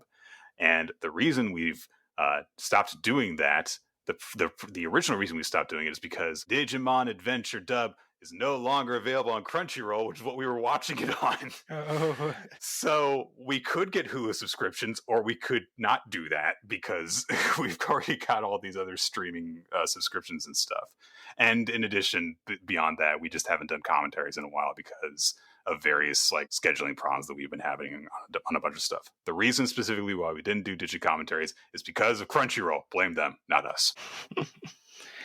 Yeah, there was even a point where I guess it was only a couple. There was a couple months where it was like it wasn't available anywhere. But I think maybe barking up the wrong tree to ask for answers about unannounced 2-year hiatuses from this podcast. Maybe I should have been the one who was asking you if it was okay to answer the question. Oh no, it's fine. I'm just doing the guilt sweat drop thing. But the last comment from this person was observation. MetalGreymon says does not say Gigastorm. It says because Gigastorm with a soft G as Doc Brown intended. Yeah. So MetalGreymon says Gigastorm. It said Gigastorm. This is so weird to me because in English, okay, there's an ambiguity between the soft G and the hard G, and like back when Back to the Future came out, that wasn't a commonly used term. Now it is. Everyone knows how to pronounce it correctly because of like computer software and stuff. Yeah. Right. Because of software, like hard drives, everything. Japanese doesn't have this ambiguity. No. It's like if you look at like this new Gigastorm, this Gigastorm attack is apparently a new attack. Hasn't been any other Digimon media before. So like Wikimon, like recently added to their table when MetalGreymon's attacks. In Japanese, it's spelled differently. I just thought it was Giga Blaster. Because he launches the missiles out of the chest and it has Giga in the title. I mean, in Japanese, he's using a different word, so it's a different attack. Okay, all right. Yeah, Giga Blaster is the dub name for Giga Destroyer, apparently. Which sounds so much cooler. Yeah. Yeah, so next question from Andy Lucas TT. They asked, between the episode names, previews for next episodes, and even the preview of this episode, do you think it impacts the experience for people who watched OG Adventure and know the evolution reveals? And what about new people watching and their experience? So I think so we're not going to talk about anything beyond the title and preview for the next episode, but I think it's like for returning viewers, as soon as we MetalGreymon, we have two possibilities. It's like, okay, either MetalGreymon's an exception or MetalGreymon's just the first of many. And so like, I think they're being smart about like, okay, we answer that question. It's the first of many. Here you go. Like, I don't think there would be anything to gain from like being surreptitious about it and hiding it. I think it's a little bit weird looking back now how like, like next episode is going to be like where Garurumon shows up. Whereas previously it was like kind of subtly hidden, like the Targeted Kingdom was Mimi's episode. And, but that was, I guess, because we also had like that boy is Joe Keto. So like sometimes it was obvious. I think that there was kind of discussion along this line that I saw, which was like, it seems a little bit weird to just kind of like know immediately like what's going to happen in each episode based off of the titles. But to be fair, I actually went back and looked up like the original Japanese titles of adventure episodes, and like literally every single time a main Digimon partner digivolves, it's like episode title. MetalGreymon shows up in this one. That's it's basically happens every single time. So this is completely on brand for Digimon. The fact that they're just kind of doing this in all the episode titles, and now yep, Ultimate this episode, that episode, that episode. So I think they're handling it even better than the original though, because it's like for like these like name a name like what's the next episode's name? The wolf standing atop the desert. That is enough. We just like as returning fans, we see wolf and stand, and we're like, okay, it's Weregarurumon. But so for the people who know, then it's like it doesn't need to. It's not really going to be a spoiler because we expect that to begin with. And for people who don't know, it's not saying like Matt gets a new Yamato gets a new evolution. It's called Weregarurumon. It's just like it's poetic enough that it kind of gotcha. Like you can guess because it's a wolf, but it's still like vague enough that it could be just like maybe it's going to be about Garurumon, instead of Weregarurumon. So I think it's actually, I mean, the preview shows off Weregarurumon's actual form, but I think it's a good balance compared to the original show where it was literally like Weregarurumon attacks. I don't remember exactly, but it was things like that where it'd be like Weregarurumon's diner. Yeah. It wasn't even his diner. False advertising. For us returning fans, the surprise in these episodes is not what evolution is going to show up. It's going to be like what the scenarios and who they're fighting, and they're still being cagey and secretive about those things. Yeah, so, we know the destination. How do you get there? So yeah. So next question from Andy Lucas Tichi was: do you feel Toei is rushing the reveals for the returning fans, or because they don't think kids these days would have the patience to wait? I don't remember if OG Adventure spoiled stuff in quite the same way either. Maybe just episode names. So I don't about the rushing and like whether kids have the patience these days. I don't know enough about kids, like what even comparative kids media is these days to know if this is like more standard or what. And I don't know. It's hard to find people who are experts in that because like none of us are kids. I'm not going to find a kid. And I'm not an expert in any matter related to children or research and pertaining to that. My theory, however, is that they are rushing through this because more evolutions means more toys they can sell. So, or cards, So because if you highlight, hey, here's a new form. Hey, here's a new form. Hey, here's a new form. Then that's, the commercial that your show is for your game or toys or whatever has more aspects of it that is advertising. And it's going to encourage more people to seek out those different things as opposed to just if you just have the same cast of heroes without them digivolving.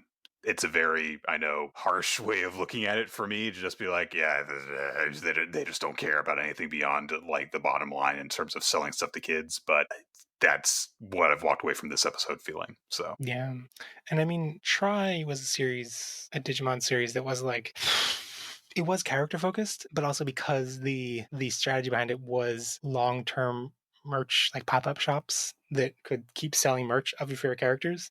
And so like, I don't know, there's always cynical reasons behind these things. And like Try felt like it was stalling. Like it was like, okay, how can we have a series of movies coming out for 3 years so they can keep having pop-up shops every couple of months for those 3 years to maximize our merchandise sales? And this in comparison, like maybe it's being too flashy, maybe it's showing off too many forms, but that's fun to see all those forms. So let's go for the ride. It certainly gives you enough to talk about week in and week out, doesn't it? Like there's a big thing that happens every single week because they're so concerned with keeping that pace going. Yeah.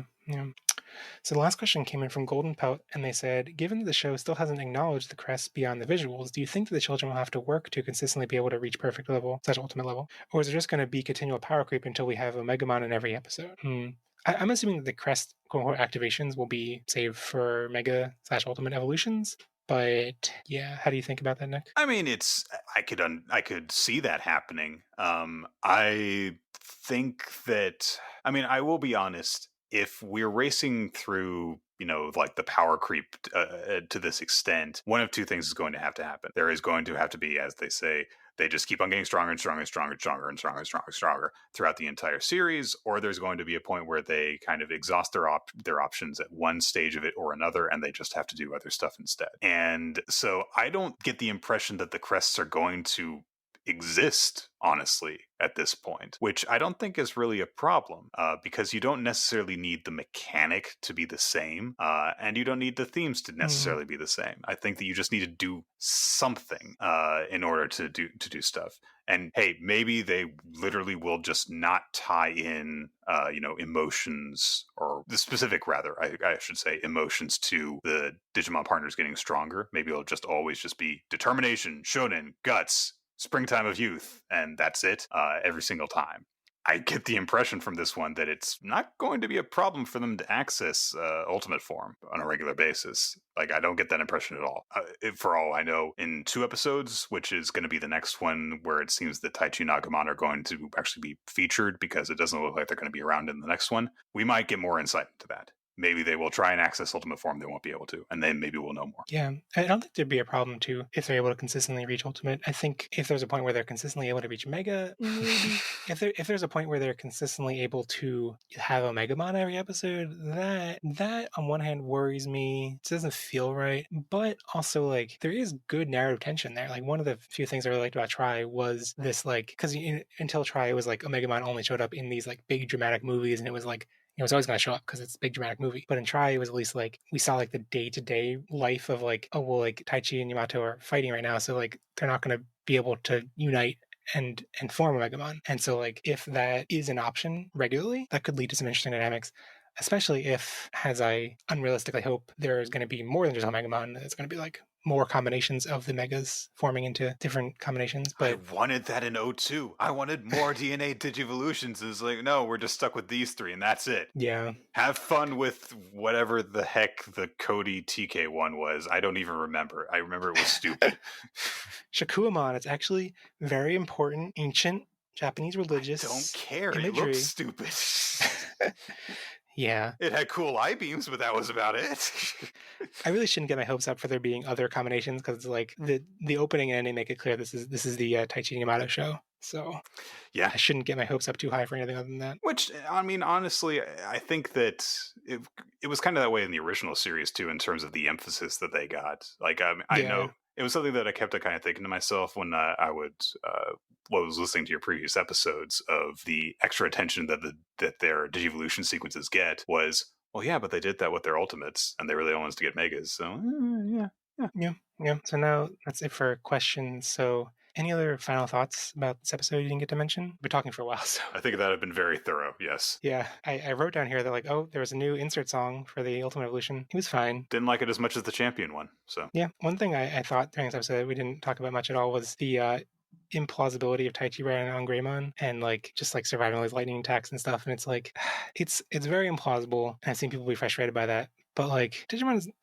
it's a fantasy series. It's like I appreciate the show emphasizing fun and cool action scenes more than like what is realistic. And in defense of that element of it, where the kid is always, riding around with them in some way or another, I think that is a much more striking visual to have and a much more effective visual to have whenever the kid is holding their Digivice and it glows and their partner gets a power up. If they were just over on the sidelines and that's happening, then it's just kind of like Pokemon, basically. It's like, I'm over here, you get stronger. And I think that it helps the series to set itself apart from that, to have them literally fighting together when they're fighting together. Right, like in writing out like the plot out the outline for the recap of this episode, it's like I kept using the term like Taichi and Agumon do this thing, they attack, they claw, and it's like, I mean, they're not literally. Greymon's the one attacking, Greymon's the one clawing, but it feels like the two of them are doing it together. Yeah. So yeah, I think it works. I guess I don't know how well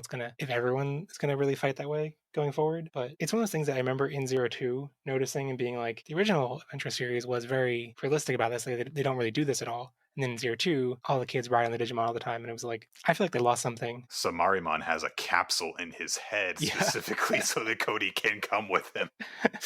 Yeah, at least he's protected in there. The other one's just like, that's actually thought through. They need to get like a harness or something like that for some of the more awkward ones. Like, what is Mimi gonna do when Togemon is in there punching stuff? Is she just gonna like hold on to her hair? Ugh. No, Mimi's gonna hold on to the needles, and then once Togemon does the needle spray, she'll just fly off into the Togemon just spins in a circle and sends her flying away. Oh no.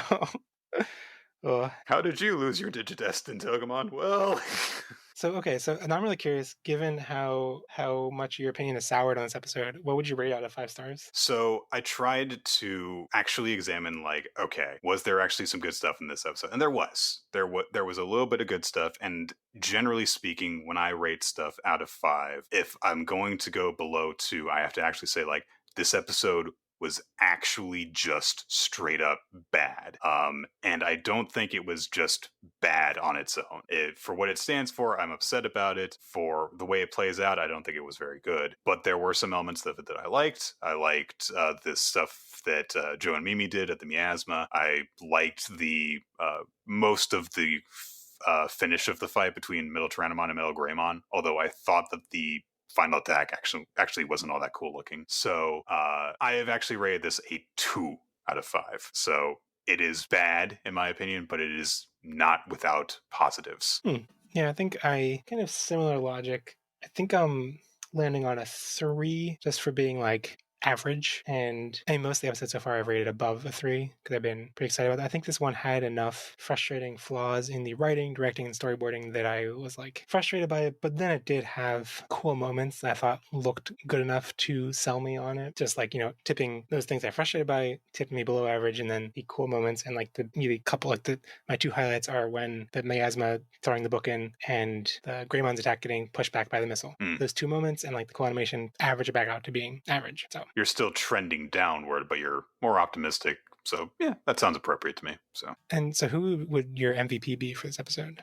Mimi, purely for the book thing. That's it. So yeah, I have to agree. It's like I think if we counted lines, she probably got roughly as many lines as Sora, but it made them land much better each time. So yeah, I mean, the point that I was quantifying things the way that I did earlier does not do justice to how underemphasized Sora felt, because yeah, I mean, it's like it's not her episode, and but she is one of 3 characters there who are not the 2 main guys and are not exposition dumb Koshiro, and Mimi and Joe are much more memorable in this episode in terms of what they do, because they're so much more out there and they feel so much more well-defined in terms of who they are.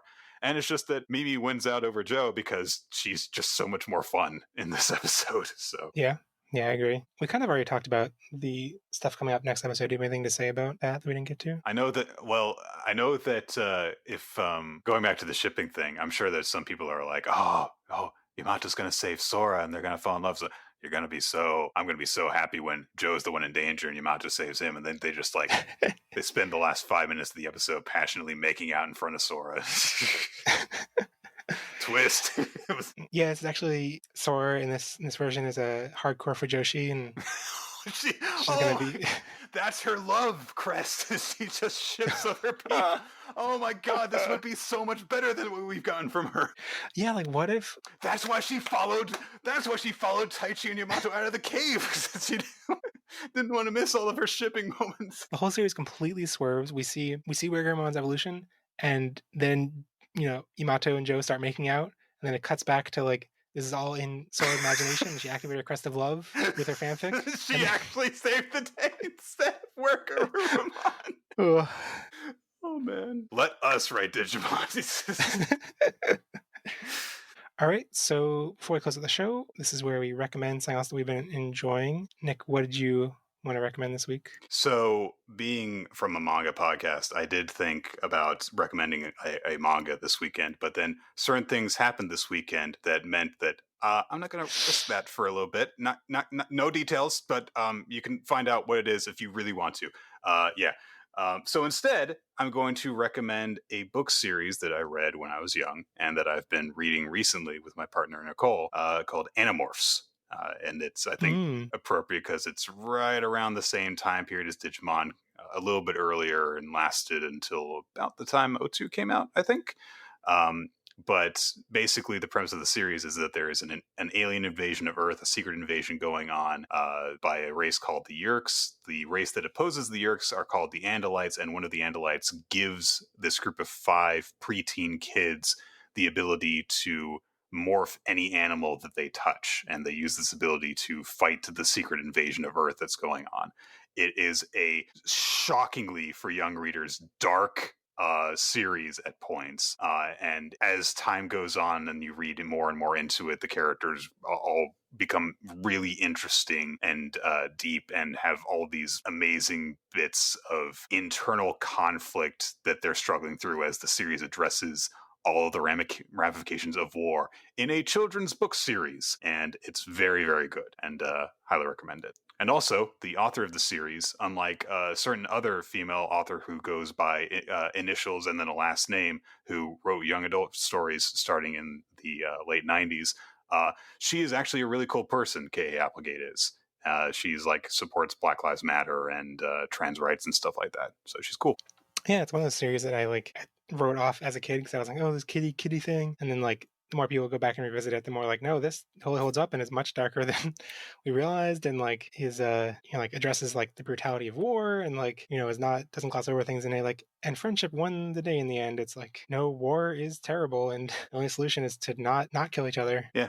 I was kind of worried after the first book, 2 books or so, because it takes a little bit of time to get going. It's like, oh, is this not as good as I remember? And then the deeper and deeper I get into it, it's like, no, this series is actually better than I remember, because I'm older now. I can appreciate the themes that it went into that I kind of just looked past as a kid. It was like, hey, he turns into a tiger, yay! So also, Axe is the best. So I'm going to recommend Ozark season 3, which I have not finished yet, but so far I'm like most of the way through it, and it's pretty fun.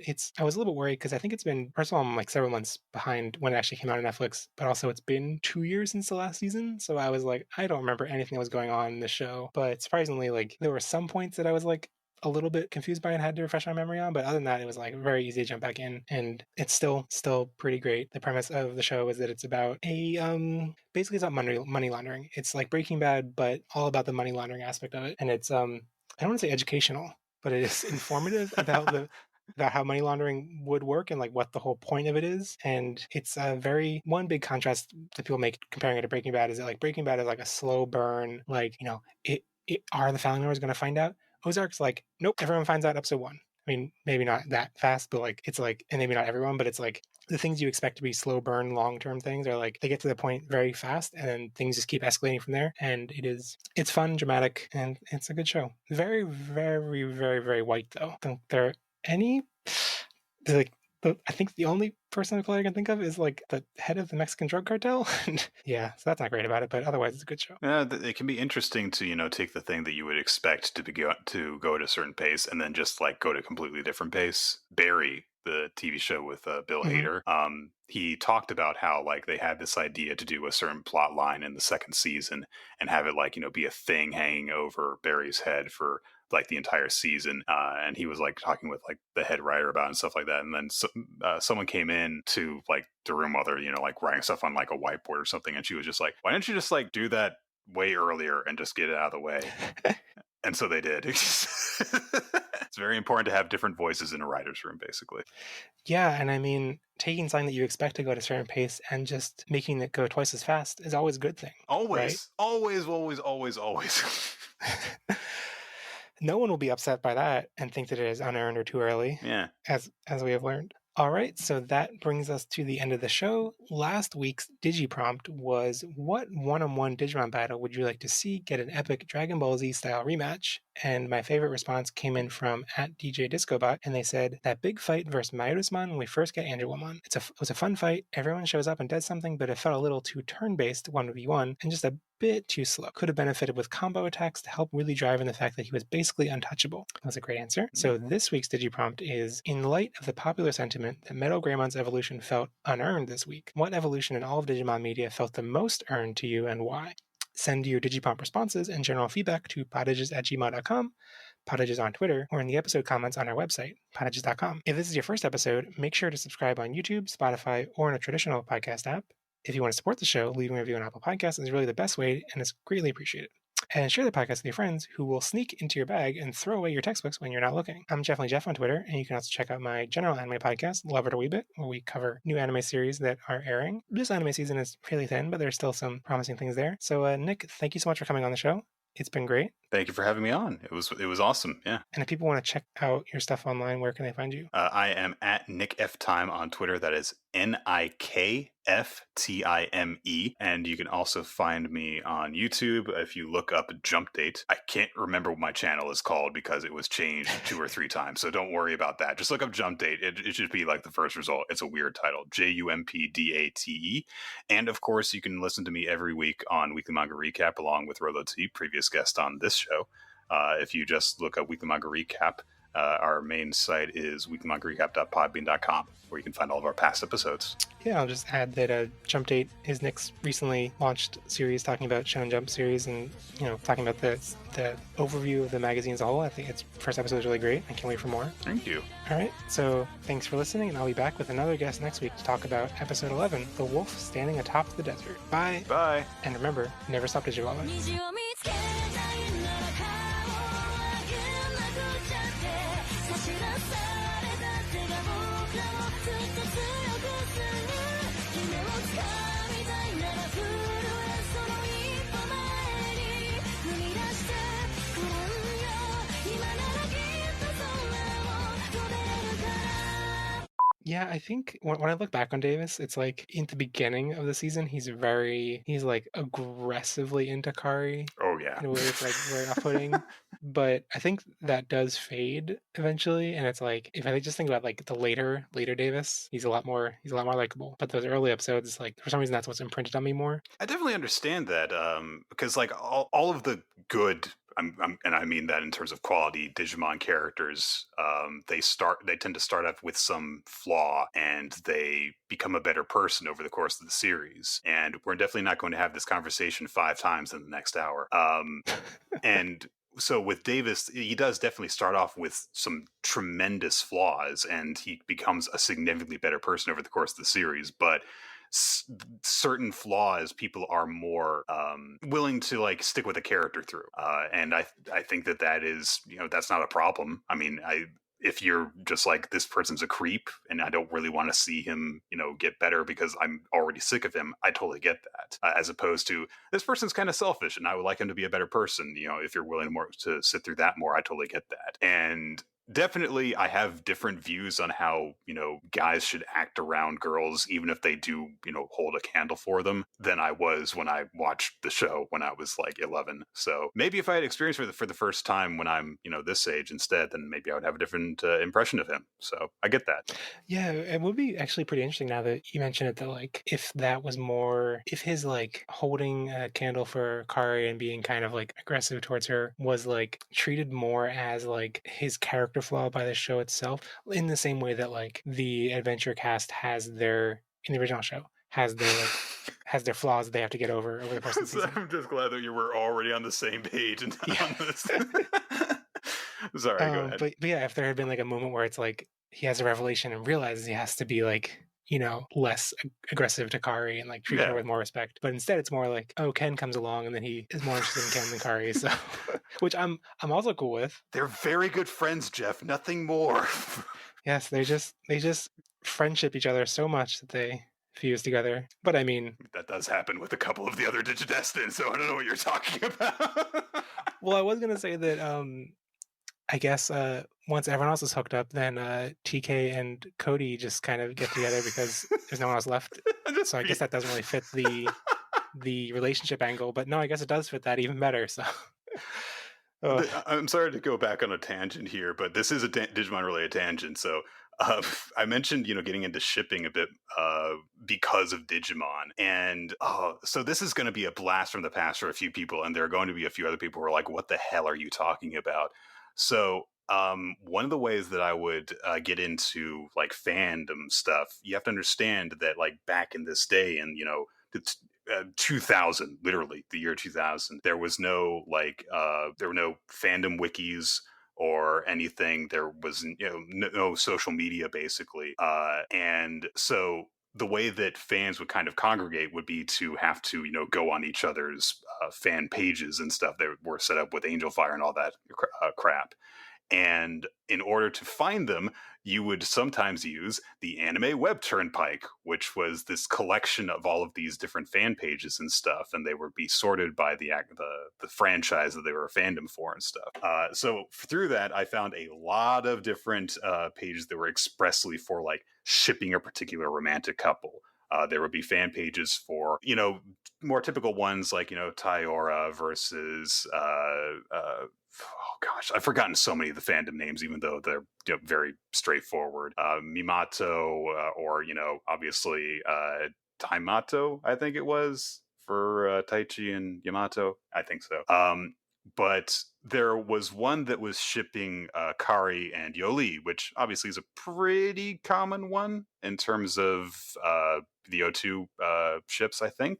But one of their examples of proof, because of course every ship has proof for it, was there's a part where Kari is like flying in to try and save a group of people who are in trouble, and she calls their names out one by one, and like the first one that she calls out is Yoli, and so people were like, oh, she called out Yoli's name before her own brother's name, that means that she loves her. And it's like but yeah, I just love, looking back on that kind of stuff and thinking like, wow, I mean, if you really want to believe in something, you'll find evidence for it one way or the other. So yeah, I mean, like the fic writes itself. Can you imagine being like, oh my God, Kari, you called my name first, even before your own brother. Oh, that's when I knew. That's when I knew you had the same spark for me that I always had for you. Can you imagine just like writing a fan fiction and they're just like reciting all of the most all the reasons, unimpressive information that people have gathered in favor of it. Oh yes. Do you remember that time when we sat next to each other in class? Because God, Puppetmon really is like the most memorable out of the four of them in terms of like what he does and how he interacts with the group. Kidnapping TK and trying to force him to be his friend, the effect that he and Cherrymon have on Matt, and the fight that breaks out and splits them up and stuff like that. And then it's just like, well, Metal Seedramon was there, Machine Dramon was there, and Piedmon is over there now. And it doesn't, like, I remember Piedmon being a jester gimmick guy. I don't remember anything else about his character. I remember Machine Dramon being a giant machine guy. I don't remember anything else about his character. I remember Metal Sea Dramon being a giant sea snake who talked like a surfer dude. I remember he had a krillfish minion guy that he killed for not being good, and that he killed Waymon. I remember that. He killed Waymon. Okay. Remembered another thing about him. All right. Never mind. Metal Sea Dramon's fine. The other two need more. So yeah, I totally agree that they kind of Puppetmon itself is fine, but like the fact that everyone else is just kind of like, oh, they hype them up as being these huge, intimidating bad guys, and it's like most of them are handled in like 2 episodes, and yeah, it's kind of like, oh, the one episode of setup, they can never take them down. Next episode, they took them down. Okay. If the four Dark Masters had like all been involved, like always, like they were kind of like always kind of a mix of them, and so Puppetmon would be doing a thing while the others were also doing stuff, then I think that it would have been much better. At Snow Wolf 2012. Oh god, that's not someone born in 2012, right? I hope not. Wait, is there something that, why would people put years in their name if it's not when they're born? Is there some other reason? I mean, I guess if something like, if you're claiming it in a certain year, maybe it could be like the year you're going to graduate, if it's associated with that in some way. I don't know. I'm sure that they have a very good reason. Maybe they were running for office in 2012. I don't know, Jeff. It's like the same reason that the Metal Tyrannomon thing bothers me, is because it's like an anglicization of a Japanese version of a term that originated from American scientists or English speaking scientists. So it's like the lack of an N is kind of like remaining loyal to Japanese pronunciation of it, when it's like, but that's just a Japanese version of an English term. The source is Tyrannosaurus, like use 2 N's. Right. It's a relatively, historically speaking, recent name. So there's a similar, there are a bunch of similar examples, but I'll just use one from Yu-Gi-Oh! So there is a card that has an infamous translation into the English version of the game, where basically the card is, the card art depicts a guy hefting up this gigantic gun. And so in Japanese, the card's name is Bustar Ronsha. And so the translation of the term in English is Buster Rancher, when clearly it was meant to be Buster Launcher. Oh boy. There's all sorts of weird examples of that. It's one of those things where it's like emphasizing too much on being as close as possible in transcribing, as opposed to adapting it in a way that makes sense. I could see myself as a kid like seeing that and being like, what? Well, he has a gun, he's on a ranch. Yeah. It's a space ranch, but like, sure. Like, yeah, that's basically because, I was like 13 or 14 when I got into the game. And so, yeah, when I saw that, I was like, I guess he's on a ranch and he is shooting stuff on his ranch. But then when I found that out later, I was like, oh, of course, it's just a stupid translation problem.